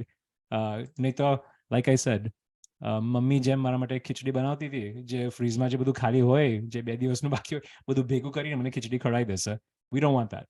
આપણે ખીચડી નથી ખાવી. જો કે આજે સારો દિવસ છે ખીચડી માટે, એટલે ખીચડી ખાવે તો પણ વાંધો નથી. So important things to take away, right? અત્યારે we have to maintain control, but we have to stay careful. આપણે બહુ impulsive નથી રહેવું, આપણે બહુ jumping back and forth નથી કરવું, આપણે consistent રહેવું છે. પણ આ ઇન્ફ્લેશનનું આપણે વિચારવું પડશે, and we have to keep an eye on interest rates. Yes, આપણે recession territory તો છે જ, એટલે market I don't know exactly what's going to happen, but I don't think આ વહેલું તો નથી પતવાનું. It's going to last, in my opinion, and I don't have any basis for this, but I think હજુ વર્ષથી 18 મહિના તો રહેવાનું જ છે. પણ આપણે long term investing આપણે રાખીએ so we're going to be in good shape. So that's sort of like, and we're here to help. Obviously, in કોઈ બી questions હોય તો let me know. પૂછવું આના માટે. Okay, so that's આપણું થોડુંક ડિપ્રેસિંગ આપણે પતી ગયું. Now let's talk about taxes. Taxesમાં આપણે શું કંટ્રોલ કરી શકીએ છીએ અને taxesમાં આપણે શું કરવું જોઈએ before year end, શું જાણવું જોઈએ. So let me just do a quick check. આપણે ટાઈમનું થોડું જોઈ લો. Okay, so I'll go through these pretty quickly અને પછી આપણે જે questions જે હોય, I'll make sure we have time for questions. હવે જ્યારે બાઇડનનું પ્રેસિડેન્સી શરૂ થયું ત્યારે ઘણા લોકોને લાગ્યું હતું કે આપણે થોડુંક ટેક્સીસનું ચેન્જીસ થવાના હતા. અને ઇટ ડઝન્ટ મીન કે આપણે નથી થવાના. થોડાક ટેક્સીસ ચેન્જ થયા છે ખરા, પણ મોટાભાગે જે ટેક્સીસ ચેન્જ થયા છે આ ઇન્ફ્લેશન રિડક્શન એક્ટમાં, પણ ત્યાં સુધી બધા કોર્પોરેશનને વધારે એફેક્ટ થયા છે, ઇન્ડિવિજ્યુઅલ્સને બહુ નથી ઇમ્પેક્ટ થયા. હવે પાછા રિપબ્લિકન્સ આવી ગયા છે હાઉસમાં અને સેનેટમાં બંને, પણ આપણે ડેમોક્રેટિક પ્રેસિડેન્ટ છે એટલે ઘણા લોકોનું કેવું એવું છે કે it doesn't seem like both tax change થવાના છે over the next 2 years. We don't know. Could still happen. અને ઘણા લોકો કહેતા હોય છે કે પ્રેસિડેન્ટ બાઇડનનું એક સ્ટ્રેન્થ શું છે કે એ રિપબ્લિકન ને ડેમોક્રેટને સાથે negotiate કરી શકતો હોય છે. That's one of his strengths. We don't know what's going to happen. But even if બધા taxes change ના થાય, it's important કે આપણે વિચારવું જોઈએ કે what's the difference between tax planning and tax preparation, right? એટલે ઘણા લોકો આપણે અકાઉન્ટન્ટ હોય કે HR બ્લોક, અને મારા ઘણા ફ્રેન્ડ્સ અકાઉન્ટન્ટ્સ છે, રાઈટ? ટેક્સ પ્લાનિંગ આપણે જ્યારે કરીએ ત્યારે ટેક્સ પ્લાનિંગ ઇઝ બેસિકલી આપણે યર એન્ડ થાય એના પહેલા આપણે શું કરવું જોઈએ. It's planning for the taxes. Tax preparation શું છે કે આપણે 1040 આપણે ફાઇલ કરીએ. આપણે જે એપ્રિલમાં ફાઇલ કરવાનું હોય છે કે ઓક્ટોબરમાં ફાઇલ કરવાનું હોય છે, દેટ્સ ટેક્સ પ્રેપરેશન. એટલે અત્યારે આપણે ટેક્સ પ્લાનિંગની આપણે વાત કરીએ છીએ, ના ટેક્સ પ્રેપરેશન. ઓકે, બીકોઝ આપણે જે સ્ટ્રેટેજીસ કરવાના હોય, like I'll just say કે આપણે ગેમ જોતા હોય કે કોઈ મેચ જોતા હોય ને આપણે જેમ સ્કોરબોર્ડ જોઈ લઈએ ગેમ પતી ગયું પછી, that's tax preparation. ગેમ પતી ગયું છે, આપણે ખાલી બતાવવાનું છે કે કોણ જીત્યું છે, કોણ હાર્યું છે ને સ્કોર શું હતું. ટેક્સ પ્લાનિંગ શું છે કે આપણે ગેમ શરૂ કરીએ એના પહેલા આપણે શું શું કરવું જોઈએ, આપણે કઈ બાજુ દોડીશું અને કોને કયા પોઝિશનમાં મૂકીશું, that's tax planning, right? એમાં આપણે પ્લાનિંગ કરવાના છે. We're talking about planning today. Now, 2022માં હજુ 7 individual tax rates છે અને આવતા વર્ષે એવું લાગે છે કે સરખું જ રહેવાનું છે. We're still going to have these tax rates. એટલે tax rates કયા છે આપણે? 10%, 12%, 22% and all the way up to 37%. I know ઘણા લોકો ન્યુયોર્કમાં છે, એટલે New York has their own separate tax rate. Highest tax rate is generally, I think, ન્યુયોર્કમાં 10% કે almost 11% જેટલું છે in New York itself statewide. New Jerseyમાં આપણા 9 થી 10% જેટલા છે. States have very different tax rates too. Now, this is actually important because આ છે આપણા અત્યારના tax rates. 2017 માં President Trump, who might પાછો president હવે બની જાય એવું કહે છે, પણ પાછો તે વખતે જે President Trump હતા 2017 માં, he passed a new tax law. અને એના લીધે આ આપણા આજના tax rates છે. પણ જ્યારે એ tax law 2017 માં pass થયું હતું, તે વખતે એની પાસે ઇનફ વોટ્સ નતા કે આ પરમનન્ટ લો થઈ જાય. ને એનું મતલબ શું છે કે 2026 માં આપણો જૂના જે ટેક્સ રેટ્સ હતા એ પાછા ટેક્સ રેટ્સ આવી જવાના છે. સો ફોર એક્ઝામ્પલ, અત્યારે આપણા જે 37% ટેક્સ રેટ હાઈએસ્ટ રેટ જે છે, ઇન્સ્ટેડ ઓફ 37%, 39.6 હાઈએસ્ટ રેટ થઈ જવાનો છે. So it is going to change. અને અહીંયા વચ્ચે એક બે જુદા રેટ હશે. ઇન્સ્ટેડ ઓફ 7, આઈ થિંક એના 5 જુદા રેટ્સ હતા. We have to keep an eye on this. અને ખાસ તમારા માટે તમને it's worth keeping an eye, because અત્યારે તમારે જે IRA ના પૈસા તમારે ઉપાડવા પડતા હોય છે, અને તમે જે maybe social security tax જે છે, તમારે એના પર કેટલું tax ભવિષ્યમાં ભરવાનું છે, we have to keep an eye on that part of it too. એટલે keep an eye on this tax rates itself. અત્યારે આ છે, પણ 2026 માં ચેન્જ થઈ જવાનું છે. Now, ઘણા લોકો મ્યુચ્યુઅલ ફંડ્સમાં ઇન્વેસ્ટ કરતા હોય છે. And that's good. I believe in mutual funds and ETFs, etc. પણ મ્યુચ્યુઅલ ફંડ એટલે શું? અને આમાં તમારે ટેક્સમાં થોડુંક નુકસાનનું આપણે થોડુંક વિચારવું પડશે. મ્યુચ્યુઅલ ફંડ બેસિકલી મીન્સ કે મારે એક સ્ટોક નથી લેવું, મારે એક મોટો બાસ્કેટ કે માટલો બનાવી દીધો છે, અને માટલામાં અમે 1000 સ્ટોક જેટલા મૂક્યા છે, ભાગ મૂક્યા છે. હવે થશે શું કે ડિસેમ્બરમાં મ્યુચ્યુઅલ ફંડ્સમાં આપણે ભલે મારું એમેઝોન છે, મારું એપલ છે, પછી અમારું GE છે, આ બધા સ્ટોક મેં મૂક્યા છે આ માટલામાં. જે લોકો મેનેજ કરતો હોય છે, મની મેનેજર આપણે જે કહીએ, જે માટલાને મેનેજ કરીએ, જે સ્ટોક્સ વધી ગયેલા હોય ને અમુક સ્ટોક્સ ઓછા થઈ ગયા હોય, પણ ઘણા લોકો બીક લાગી જતી હોય છે, એ લોકો નીકળી જાય છે સ્ટોકમાં, મ્યુચ્યુઅલ ફંડમાંથી. તો પછી જે મની મેનેજર્સ જે હોય એમના પોતાના ફી કાઢવા માટે એ લોકોએ કેશ રેજ કરવું પડે, એટલે તો અમુક સેલ કરશે. જે સ્ટોક ઓછા થયા છે એ લોકો તો નહીં વેચે, પણ જે સ્ટોક વધી ગયા છે એ લોકો એ વેચી કાઢશે માટલાની અંદર. પણ એમાં થાય શું કે આપણું સ્ટેટમેન્ટ આપણે જોઈશું ચાર્લ્સ શ્વાબમાં કે ફિડેલિટીમાં, આપણને એવું લાગશે કે આપણું માર્કેટ ડાઉન થઈ ગયું છે, એટલે મ્યુચ્યુઅલ ફંડની કિંમત ઓછી થઈ ગઈ છે. પણ જાન્યુઆરીના એન્ડમાં એ લોકો આપણને ટેક્સનું નોટિસ મોકલી આપશે. એ લોકો કહેશે કે આ છે તમારું ડિવિડન્ડ ઇન્કમ, એટલે તમારે આના પર ટેક્સ ભરવું પડશે. એટલે એક બાજુ આપણે જોઈશું કે આપણું માર્કેટમાં, આપણો પોર્ટફોલિયોમાં આપણે જોઈશું કે માર્કેટ ઓછું થઈ ગયું છે, પણ બીજી બાજુ આપણે ટેક્સ વધારે ભરવા પડશે.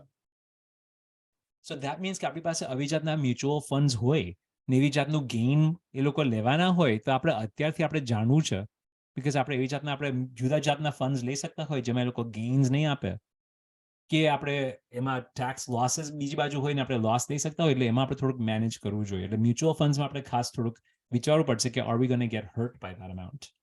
સો keep an eye on that. Standard deductions, એટલે જે લોકો એમાં આપણે બહુ ટાઈમ કાઢવાની જરૂર નથી, બીકોઝ આપણે આઇટમાઇઝ ના કરતા હોય, so it doesn't make a big deal.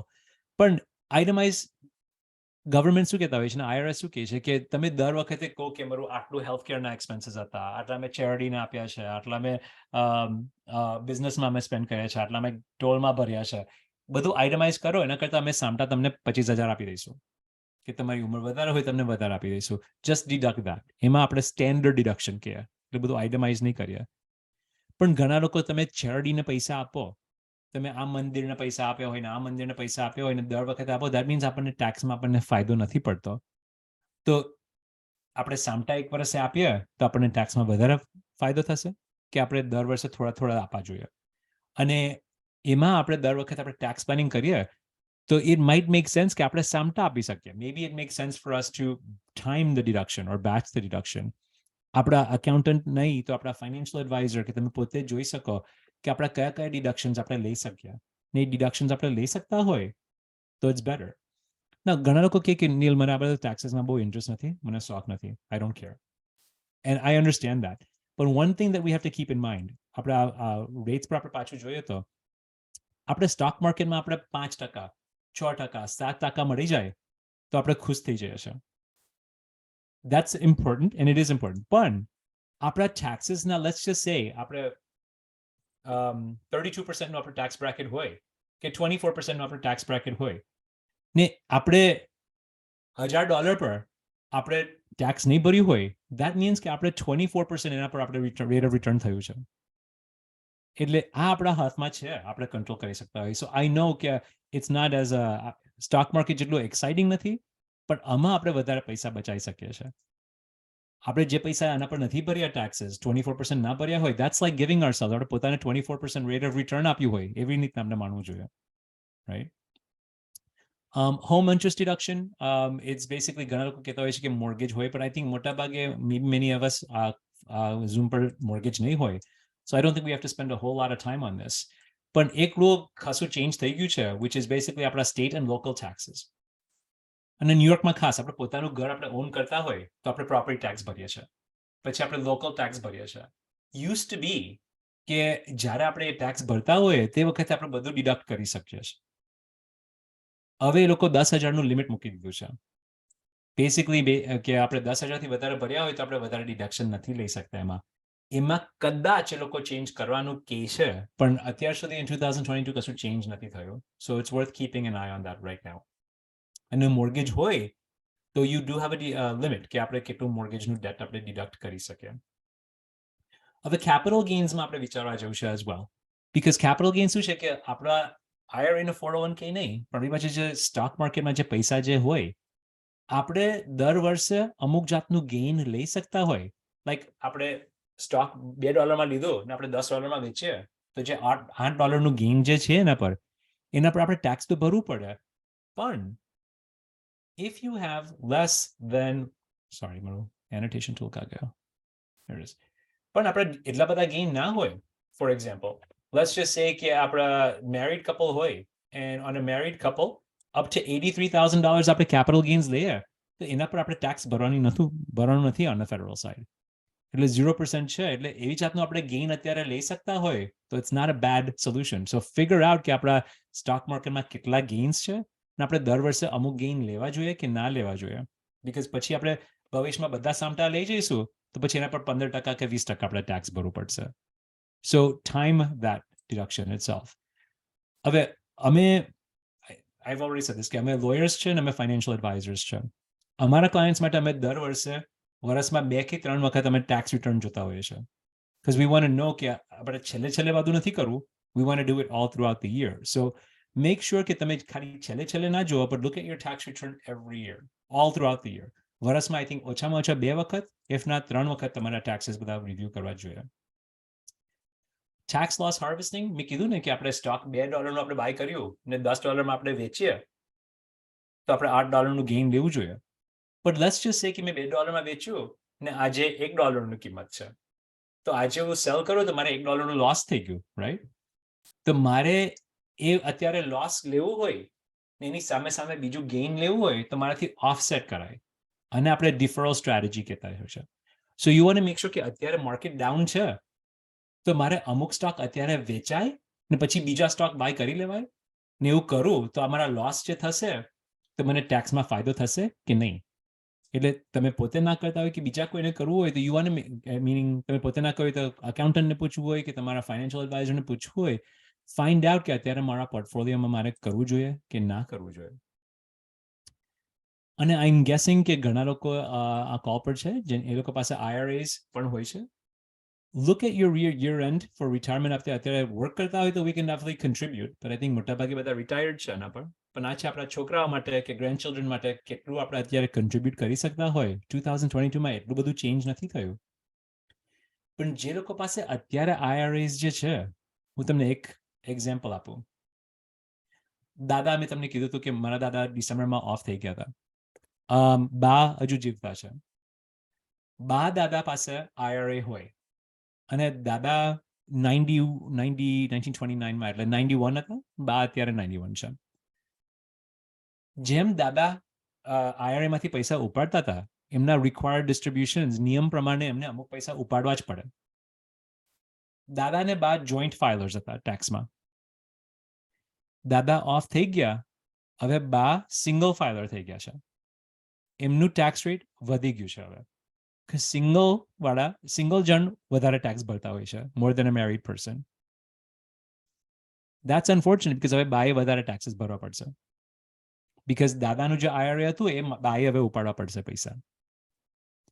ને અત્યારે બંને જણ જીવતા હોય તો તમે અત્યારે ખબર છે કે અમે વધારે ઇન્કમ લઈએ તો પણ અમારું 24% અમારે ટેક્સ રહેશે. તો why not start taking more income now, ને અત્યારે તમે IRA માંથી રોથ IRA માં તમે કન્વર્ટ કરી લો તો અત્યારના તમે ટેક્સીસ ભરી લો તો ભવિષ્યમાં તમારે ટેક્સ નહીં ભરવા પડે. તે વખતે બાય ફ્યુચરમાં ટેક્સ નહીં ભરવા પડે. સો આ તમારે વિચારવું જોઈએ ફોર યોર સેલ્ફ. હવે સેકન્ડલી, ઘણા લોકોના છોકરાઓ, તમારા છોકરાઓ હાયર ટેક્સીસ ભરતા હોય છે અત્યારે. એક જ એ લોકો હજુ કમાય છે, there in a higher earning bracket. હવે એ લોકો કમાય છે તમારા છોકરાઓ, તો જ્યારે મમ્મી ને પપ્પા બંને ઓફ થઈ ગયા હોય ને છોકરાઓ ઇનહેરિટ કરે તો એ IRA ના પૈસા એ લોકોએ 10 વર્ષમાં બધા ઉપાડવા પડશે ને પૂરા ટેક્સ ભરવા પડશે એના પર, એમના પોતાના રેટ પર. હવે બંને છોકરા પ્રોફેશનલ હોય ને એ લોકોના 37% ટેક્સ રેટ હોય તો તમારું IRA $1 million નું હોય તો એ $1 million પર એ લોકોએ 37% ટેક્સ ભરવું પડશે વિધિન 10 years. તમે અત્યારે કન્વર્ટ કરો અને 24% પર તમે કન્વર્ટ કરી શકતા હોય દર વર્ષે થોડું થોડું, તો છોકરાઓએ તે વખતે ફ્યુચરમાં ટેક્સ નહીં ભરવું પડે. સો ઇટ્સ IRAમાં ઘણું બધું ટેક્સ પ્લાનિંગ આવી રીતનું હોય છે. અને હા, ઘણા લોકોને ટેક્સ ભરવાનું ગમતું નથી, પણ તમારે માનવાનું છે કે આના પર ટેક્સ ભરવાનું તો છે જ, આપણે ચૂઝ કરવું છે કે આપણે કયું રેટ પર આપણે ટેક્સ ભરવું છે. એટલે એ થોડુંક આગળથી વિચારવા જેવું છે. સો એમાં તમારે કન્વર્ટ કરવું જોઈએ કે ના કરવું જોઈએ, બીકોઝ આપણે ટેક્સ બ્રેકેટ જોઈએ તો we want to look at our overall family bracket. અત્યારે અમારું ટેક્સ બ્રેકેટ છે, let's just say marginal tax bracket છે 24%, પણ મારા છોકરાઓ જ્યારે ઇનહેરિટ કરશે ત્યારે એમનું ટેક્સ બ્રેકેટ હશે 37%. સો લેટ્સ ફિગર આઉટ કે ડિફરન્સ શું છે બંનેમાં, ફરક શું છે, અને આપણી પાસે કેશ છે ભરવા માટે કે આપણે છોકરાઓ પાસેથી પૈસા લેવા છે ટેક્સ ભરવા માટે. So think about all of that too, family tax bracket management. આપણી પાસે છોકરાઓ અત્યારે કોલેજમાં હોય, મારી બેબી અત્યારે કોલેજમાં છે ને મારા બાબુ અત્યારે કોલેજનું એપ્લિકેશન આપી દીધું છે એટલે આવતા વર્ષે આવશે કોલેજમાં. એમાં આપણે લિમિટ્સ છે કે આપણે 529માં છોકરાને આપવું જોઈએ, ગ્રેન્ડ ચિલ્ડ્રન આપવું જોઈએ, કે આપણે ડાયરેક્ટલી કોલેજને પૈસાને આપવું જોઈએ. આપણે ડાયરેક્ટલી કોલેજને આપવા હોય ફીસ માટે તો there is no limit, you can give an unlimited amount. પણ આપણે 529માં મૂકીએ તો આપણે 16,000 પર પર્સન આપી શકતા હોય છે. આપણને ટેક્સમાં, ઇન્કમ ટેક્સમાં આપણને કદાચ ફાયદો કે નુકસાન નહીં થાય, પણ આપણે ટ્રાન્સફર કરી શકીએ છીએ. અને છોકરાઓને કદાચ ના આપવા હોય ત્યારે તો નહીં આપે એ લોકો. લાસ્ટ કપલ ઓફ થિંગ્સ, પછી આપણે ક્વેશ્ચન્સ આપણે કરી દઈશું. સો સ્ટેટ એક્ઝમ્પશન, આપણે ઓફ થઈ ગયા હોય તે વખતે ગવર્મેન્ટ જોશે કે આપણી પાસે કેટલા પૈસા હતા જ્યારે છોકરાઓને મળે, અને અમુક લિમિટથી વધારે હોય તો ગવર્મેન્ટ કહેશે કે અમને 40%નો ચાંદલો આપી દો. Right, that's the state tax. હવે અત્યારે લિમિટ હાઈ છે, 12.06 million પર પર્સન. હવે જાન્યુઆરીમાં 12.9 million થઈ જશે, which means કે husband and wife each 12.9 million થી ઓફ હોય ત્યાં સુધી આપણે એસ્ટેટ ટેક્સની ચિંતા નથી, ફેડરલી સ્પીકિંગ. 2026માં એ અમાઉન્ટ ઓછું થઈ જવાનું છે, 6 million થઈ જશે પર person. Still a high amount. ન્યુયોર્કમાં સેપરેટ એસ્ટેટ ટેક્સ છે, and that estate tax generally between around 6 million or so limit છે. એમાં 40% નહીં, but it's usually more like, I want to say 10 to 15% estate tax હોય છે. એટલે just નો કે આપણે અત્યારે પ્લાનિંગ કરી શકીએ છીએ જેમાં એ આપણેથી ઓછું કરાય. અને last thing I'll talk about on the tax side is આપણા અત્યારે આપણે ચેરિટીઝને પૈસા આપતા હોય ને આપણે આઇટમાઇઝ ના કરવું હોય તો એક વસ્તુ તમારે વિચારવા જેવું છે ઇઝ ક્વોલિફાઈડ ચેરિટેબલ ડિસ્ટ્રીબ્યુશન્સ. તમે IRA માંથી, લેટ્સ જસ્ટ સે ફોર એક્ઝામ્પલ તમને $1,000 આપવા હોય ચેરિટીને, તમે IRA માંથી સીધા $1,000 મોકલી શકો છો. It's a qualified charitable distribution, અને એ તમારું RMD નું રિક્વાયરમેન્ટ સેટિસ્ફાઈ થશે. It will count towards your RMD requirement. એના પર તમારે ટેક્સ નહીં ભરવું પડે અને સીધું ચેરિટીને જતું રહેશે. So it's one way to give, એટલે ટ્રીટ ઇટ ઓલમોસ્ટ લાઈક તમારું IRA ઇઝ ઓલમોસ્ટ લાઈક આપણા ચેરિટીનું ચેકબુક છે. IRA હોય અને તમે ચેરિટીને પૈસા આપતા હોય અને તમારું રિક્વાયર્ડ મિનિમમ ડિસ્ટ્રીબ્યુશન ચાલુ રહ્યું હોય તો you should definitely be considering this QCD, Qualified Charitable Distribution. Okay, અને એ તમારે 72 ની રાહ જોવાની જરૂર નથી. You can do it as early as 70 and a half. That's it for right now. હવે બાઇડનના અત્યારે જે એડમિનિસ્ટ્રેશનના પ્રપોઝલ્સ જે છે, ખાલી એક બે વસ્તુ તમને કહી દઉં. Who knows હવે કેટલું આગળ જશે, પણ I don't think most people here are going to be impacted by it. એટલે મોટાભાગે બધું બિલિયનર ટેક્સનું હોય છે અને it's more for corporate income tax. But one thing to keep in mind is that Secure Act 2.0 છે, I think everybody on this call, જેટલા જણા આ Zoom પર અત્યારે છે, બધાને ઇમ્પેક્ટ થવાનું જ છે. જેમ મેં અત્યારે રોજ તમને કીધું કે છોકરાએ 10 સાલ સુધીમાં બધું ઉપાડવું પડશે ને પૂરા ટેક્સીસ કરશે, એનું સેકન્ડ વર્ઝન એ લોકો એક્સપેક્ટ કરે છે, probably first quarter of next year. અને તે વખતે we should find out. So anybody who has an IRA, જેની પાસે 5 લાખથી વધારનું IRA હોય, it's probably going to make a difference. It's probably going to have a significant impact. એટલે થોડું પ્લાનિંગમાં ને ખાસ આપણે ટ્રસ્ટ બનાવ્યું નથી બનાવ્યું, all of that's going to be important on that too. All right. So finally, remember, proactive આપણે રહેવું છે. આપણે રાહ જોઈશું, આપણે એકવાર આપણો હાર્ટ અટેક થઈ ગયું હોય તે વખતે આપણે બાયપાસ કરાવવું પડશે, સ્ટેન્ટ મુકાવવું પડશે. પણ આપણે અત્યારથી આપણે ડાયટ કંટ્રોલ કરી શકતા હોય કે સ્ટેટિન લઈએ કે બ્લડ થિનર લઈએ તો પછી આપણે ફ્યુચરમાં આપણે ઓછી અસર થશે તે વખતે. Proactive is always better. આ ચેકલિસ્ટ જે છે હું તમને મોકલી શકીશ, એટલે anybody wants it, just let me know. But these are the sort of things કે આપણે year end માં we should be looking at these sort of tax planning strategies, charitable planning, itemized bracket management. આ બધું આપણે explain તો કર્યું જ છે, we already went over this entire list. પણ આપણે એજ્યુકેશનમાં છોકરાઓ એમના પોતાના છોકરાઓનું કોલેજનું ટ્યુશન ભરતા હોય તો is it better if we pay it? Is it better if they pay it? Right? આપણા કયા મેજર લાઈફ ઇવેન્ટ્સ છે? કોઈ બીમાર છે આપણા ઘરમાં અત્યારે, આપણે કોઈની બીજી કોઈની કાળજી રાખીએ છીએ અને એના પૈસા આપણે કેવી રીતના કરીએ છીએ અને કોની પાસેથી કરીએ છીએ? All that stuff needs to be clarified. But this can be your checklist. આપણે જ્યારે ટેક્સનું આપણે પ્લાનિંગ કરતા હોય before year end, this should also be on that list as well. And finally, this is what we do. હવે ઘણા લોકો એમને જાતે બધું કરી શકતા હોય છે, and I totally support that because તમે retired છો, ઘણા લોકો પાસે ટાઈમ હોય છે, so I'm fine with that too. ઘણા લોકો કહેતા હોય છે કે નીલ મારે આ બધું નથી કરવું, I would rather be traveling, મારે સંગીતનું પ્રોગ્રામ જોવું છે, I want to enjoy my life, I don't want to handle that. ને એના માટે this is the role that we serve. ઘણા લોકો માટે અમે કરતા હોઈએ છે. So we do the investment management.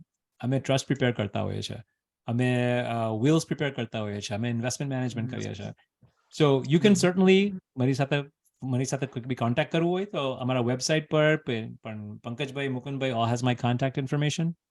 અને lastly, if you get a chance, મારી સાથે કનેક્ટ કરજો ફેસબુક પર, અને જેમ બધા ન્યૂઝ ને સમય ને બધા સમાચાર બધા મળે તે વખતે I'll be sharing them with you at that time. So I hope મેં બહુ ટાઈમ નથી લીધું, and I hope this was all helpful. But કોઈને questions હોય તો I'm very open, and thank you. Thank you, અનિલભાઈ. તમે જરા સ્ક્રીન શેર માંથી બહાર આવી જજો ને નીલભાઈ. Oh, sorry. Yes. Sorry. Okay. Yes, નીલભાઈ, excellent presentation છે. દરેકે દરેક વસ્તુ તમે કવર કરી છે, finance, estate and all that. અને that is very important. અમે લોકો શું કરશું કે આ પ્રોગ્રામ પછી અમે અમારા વોટ્સઅપમાં તમારા ફોન નંબર અને વેબસાઇટ મૂકી દઈશું, અને ફ્રી કન્સલ્ટેશન જે 15 મિનિટનો આપો છો એ નંબર બી મૂકી દઈશું, એટલે જેને કોઈને કોન્ટેક્ટ કરવો એ કરી શકશે. અને હવે કોઈને સવાલ હોય તો ચોક્કસ હાથ જરા ઊંચો કરજો, અને પછી આપણે 12 વાગ્યા સુધીમાં આપણો ટાઈમ છે.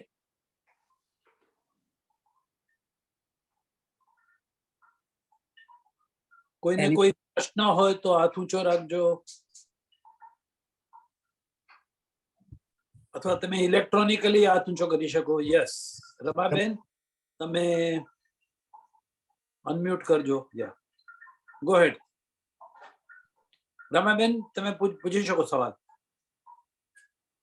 ફ્રીઝ થઈ ગયા. I think રમાબેન ફ્રીઝ થઈ ગયા છે.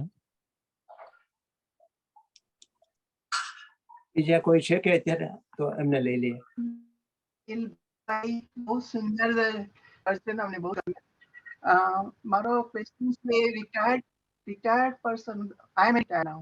I have to take my RMDs. After taking RMDs, can I put it into the Roth? I can start Roth IRA from that if I have surplus for a year. Yeah, good question. So generally speaking, આપણે જેમ આપણે IRA માંથી RMD આપણે ઉપાડીએ તો એ પછી એ RMD આપણે પાછું Roth IRA માં નથી મૂકી શકતા.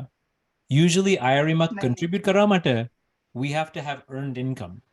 Earned income હોય તો આપણે નવા IRA માં આપણે પૈસા મૂકી શકતા હોય છે. હવે RMD ની સિવાય તમારા જે બીજા પૈસા જે છે જે ટ્રેડિશનલ IRA માં છે એ તમે કન્વર્ટ કરી શકો છો. તમારું ઇન્કમ વધી જશે તે વખતે, પણ એ બાકીના પૈસા જે હોય IRA માં એ તમે Roth માં તમે કન્વર્ટ કરી શકો છો. પણ જે RMD ના પૈસા ઉપાડ્યા એ તમે નહીં મૂકી શકો. Roth IRA માં.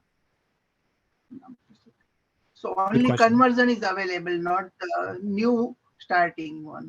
Unless, yeah, not new one, unless you have earned income. હવે તમે કન્સલ્ટિંગ કરતા હોય કે તમારો બીજા પગાર કે બીજે કશે મળતા હોય ઇન્કમ, તો કદાચ તમે કન્વર્ટ નવા IRA માં પૈસા મૂકી શકશો. Yes, Chandra And રમાબેન કઈ બાકી છે સવાલ?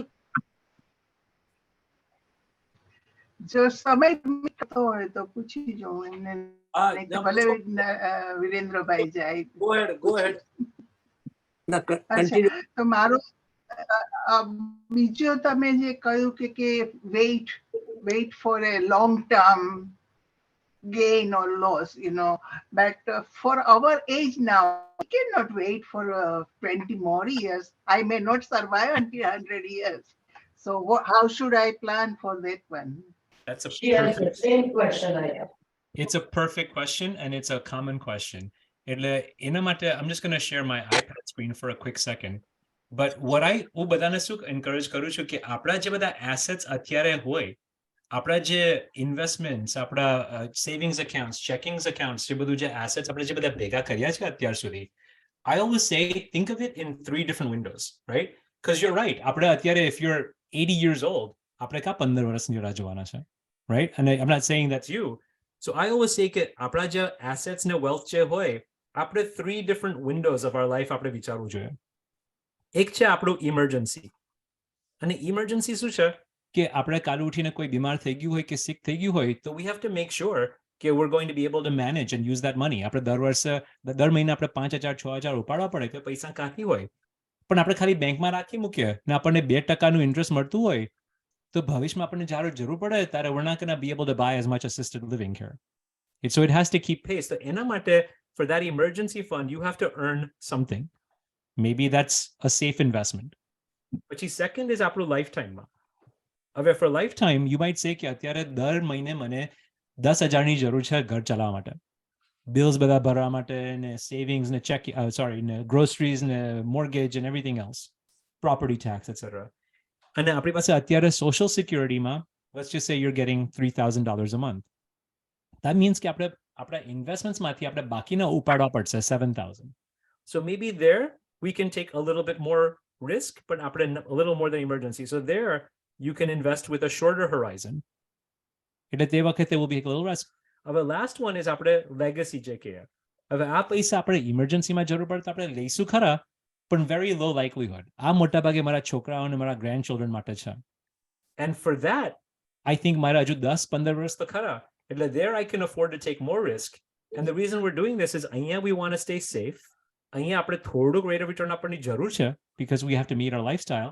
અને અહીંયા we have a long horizon so we can take more risk. એટલે આપણા assets માં આપણે જાતના almost like compartment આપણે રાખવા જોઈએ, so we know how we're managing our investments, right? Does that help? Really help, yes. Thank you. Yeah, very good. Yes, Virendra bhai. માર્ગદર્શન આપ્યું ખૂબ સરસ. Thank you. Okay, I want to understand right, if my understanding is clear. Okay, if you are filing joint return and if you have a capital gain of 83,000 some change, there is no capital gain on that one? Yep. I'm talking federally, not state. I'm going to pull that slide back up then, but you're absolutely right. You have a certain amount of capital gains that you can take in that year, which will have a 0% capital gains rate. Thank you. You're welcome. Good question. Okay. બીજા કોઈને પણ કોઈ પ્રશ્ન હોય તો હાથ ઊંચું કરજો, otherwise I think કોઈએ હાથ ઊંચું રાખ્યું છે ત્યાં, but Zoom user. લીલાબેન,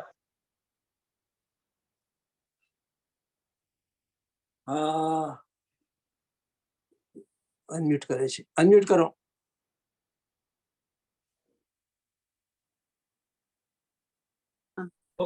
મારે એક ક્વેશ્ચન પૂછવો હતો. Many mutual funds do not give capital gain or losses till almost end. What can you do to plan sort of little bit ahead? It's a great question because મેં અત્યારે પેલું double whammy જે કીધું હતું જે લોકો આપણા capital gains information આપશે generally speaking in લોકો first week of December માં information આપવું જોઈએ પણ બધા આપતા નથી હોતા. Plus we don't know what's going to happen in the market in the last 3 weeks of December, right? So we have to be a little bit more flexible on that. એટલે આપણને certainty માં આપણને ખબર નથી પડવાની. So what I usually recommend is આપણા જે અત્યારે we know that certain funds are down right now. It might make sense કે આપણે અત્યારે loss થોડાક harvest કરી શકતા હોય. Harvest નો મતલબ શું છે કે આપણી પાસે farm હોય ને આપણે ખેતરમાં બધું જે આપણે બાંધ્યું હોય ને આપણે જે વધ્યું હોય મકાઈ ને બધું જે હોય આપણે જ્યારે મકાઈ આપણે કાપીએ તો આપણે harvest કર્યું કહેવાય. So અત્યારે આપણે અમુક જાતના losses આપણે અત્યારે harvest કરી શકતા હોય એટલે take some losses right now. And for example, આપણી પાસે, and I'll give you a very crude example, આપણી પાસે Coke નું stock હોય અને Coke નું price અત્યારે ઓછું થઈ ગયું હોય તો આપણે sell કરીએ તો આપણે loss લીધું છે. તો ભલે આપણે loss લીધું છે but we don't want to stay out of the market because that would be a bad idea. So what we might do is instead of owning Coke, આપણે Pepsi buy કરીએ. So we still have exposure. આપણે તે વખતે હજુ માર્કેટમાં આપણે increase તો થવું જ જોઈએ. So we still have Pepsi there. પણ આપણે Coke નું loss already લીધું છે ને આપણા પર્સમાં આપણે રાખી મૂક્યું છે. એટલે year end માં આપણા અમુક gains આવી જાય છેલ્લે તો we can use these losses against those gains. એને આપણે harvesting કહેતા હોઈએ છીએ. Thank you. Yeah, you're welcome. Yes, Satish bhai. I'm not recommending Coke or Pepsi, by the way. અત્યારે મારે disclosure માં કહી દેવું પડે because record કર્યું છે એટલે કાલે ઉઠીને SEC મારા પર ના તૂટી પડે. Satish bhai. Hi, Neil. How are you? Good to see you. Jai Shri Fine. Krishna. I just heard one thing new about this giving to directly to charity from RMD. Okay. So if usually with the tax returns, we are not in position to take any advantage. But if I pay directly from the RMD, then I can take it. So that's up to what amount? What is the highest thing? Off the top of my head, એ લોકોએ adjust ના કર્યું હોય તો I think it's 100,000 that you can do. So it's a pretty high amount. 100,000 is how much you can get to the charity. It's called in a qualified charitable distribution કહેવાય છે. Usually આપણા broker custodian level માં એટલે Charles Schwab કે TD Ameritrade કે Fidelity હોય એ level પરથી જ થતું હોય છે. And you would have they would send the check directly from Fidelity and Schwab. અને આપણે આ વર્ષે આપણે 50,000 નું RMD લેવું પડે ને આપણે 2,000 મૂક્યા હોય ચેરિટીને તો that means કે આપણે 48,000 જ લેવા પડશે RMD માં. So it satisfies the RMD requirement. Okay, so basically we have to inform the Custodian. yes, custodian, Yeah, that custodian. to do that. Correct. Your financial advisor can do it for you. અમને usually શું થતું હોય છે કે by year end we know કે અમારા clientsને કેટલો income થવાનું છે તે વખતે. So we'll actually do the calculation for them and એના પરથી we'll decide કે આ વર્ષે આપણે આટલી ઇન્કમની જરૂર નથી, let that go towards the RMD. અને પછી આપણને ઇન્કમની વધારે જરૂર પડશે તો તે વખતે આપણે ઉપાડીશું વધારે. It's the same thing. We're just not required to take it out. RMD કરતા વધારે જરા આપવા હોય ધારો કે so અને આપણે custodian ને કહી કે ભઈ તમે આટલા મોકલી આપો તો can we take that advantage? No, usually our QCD માટે you would not take it that way. If you're going to go above the 100,000 તો તે વખતે આપણે IRA માંથી ઉપાડવા પડશે અને ઉપાડીને પછી આપણે બતાવવું પડશે એટલું ઇન્કમ છે ને પછી એની સામે આપણે ડિડક્શન લેવું પડશે. ના, I'm not talking about 100,000. ધારો કે મારું RMD 15,000 છે ધારો કે Yeah. so તો મારે 15 ને બદલે હું 20 કહું કે ચાલ ચલો તો 20 મોકલી આપ તો હું 20,000 નું રિડક્શન લઈ શકું. Oh yeah, it could be more than your RMD.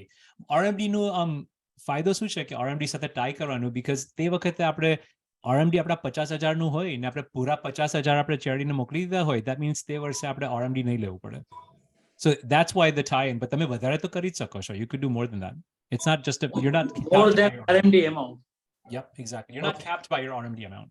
અને સતીશભાઈ તમને ખબર હશે એ RMD માંથી કે કોઈ પણ IRA માંથી એક ક્વોલિફાઈડ મની માંથી IRA માંથી તમે ઇન્ડો અમેરિકન ને જો ડોનેશન આપો તો that will be tax exempt. I should have started. You I are should have started always with that. alert એનાથી on મારે this. શરૂ કરવું જોઈએ. That's right. Right. I appreciate that quality. Thank you. Very good. Yes, Shobnaben. Yeah. Jai Shri Krishna. Jai Shri It was Krishna. a really informative speech you gave today. And really, I appreciate Thank you. Indo-American to have such informative sessions. My question, I don't know whether it is related because I join in between. Okay, if supposing I have a capital gain in something which I sold over the time, and what in your best opinion would be a best investment for a retired person to survive on that income? What will be, I mean, it's a general thing. It's not, you're not binding yourself to give me this opinion only, but I just want to have a rare opinion that which is the best investment you can suggest. Wow.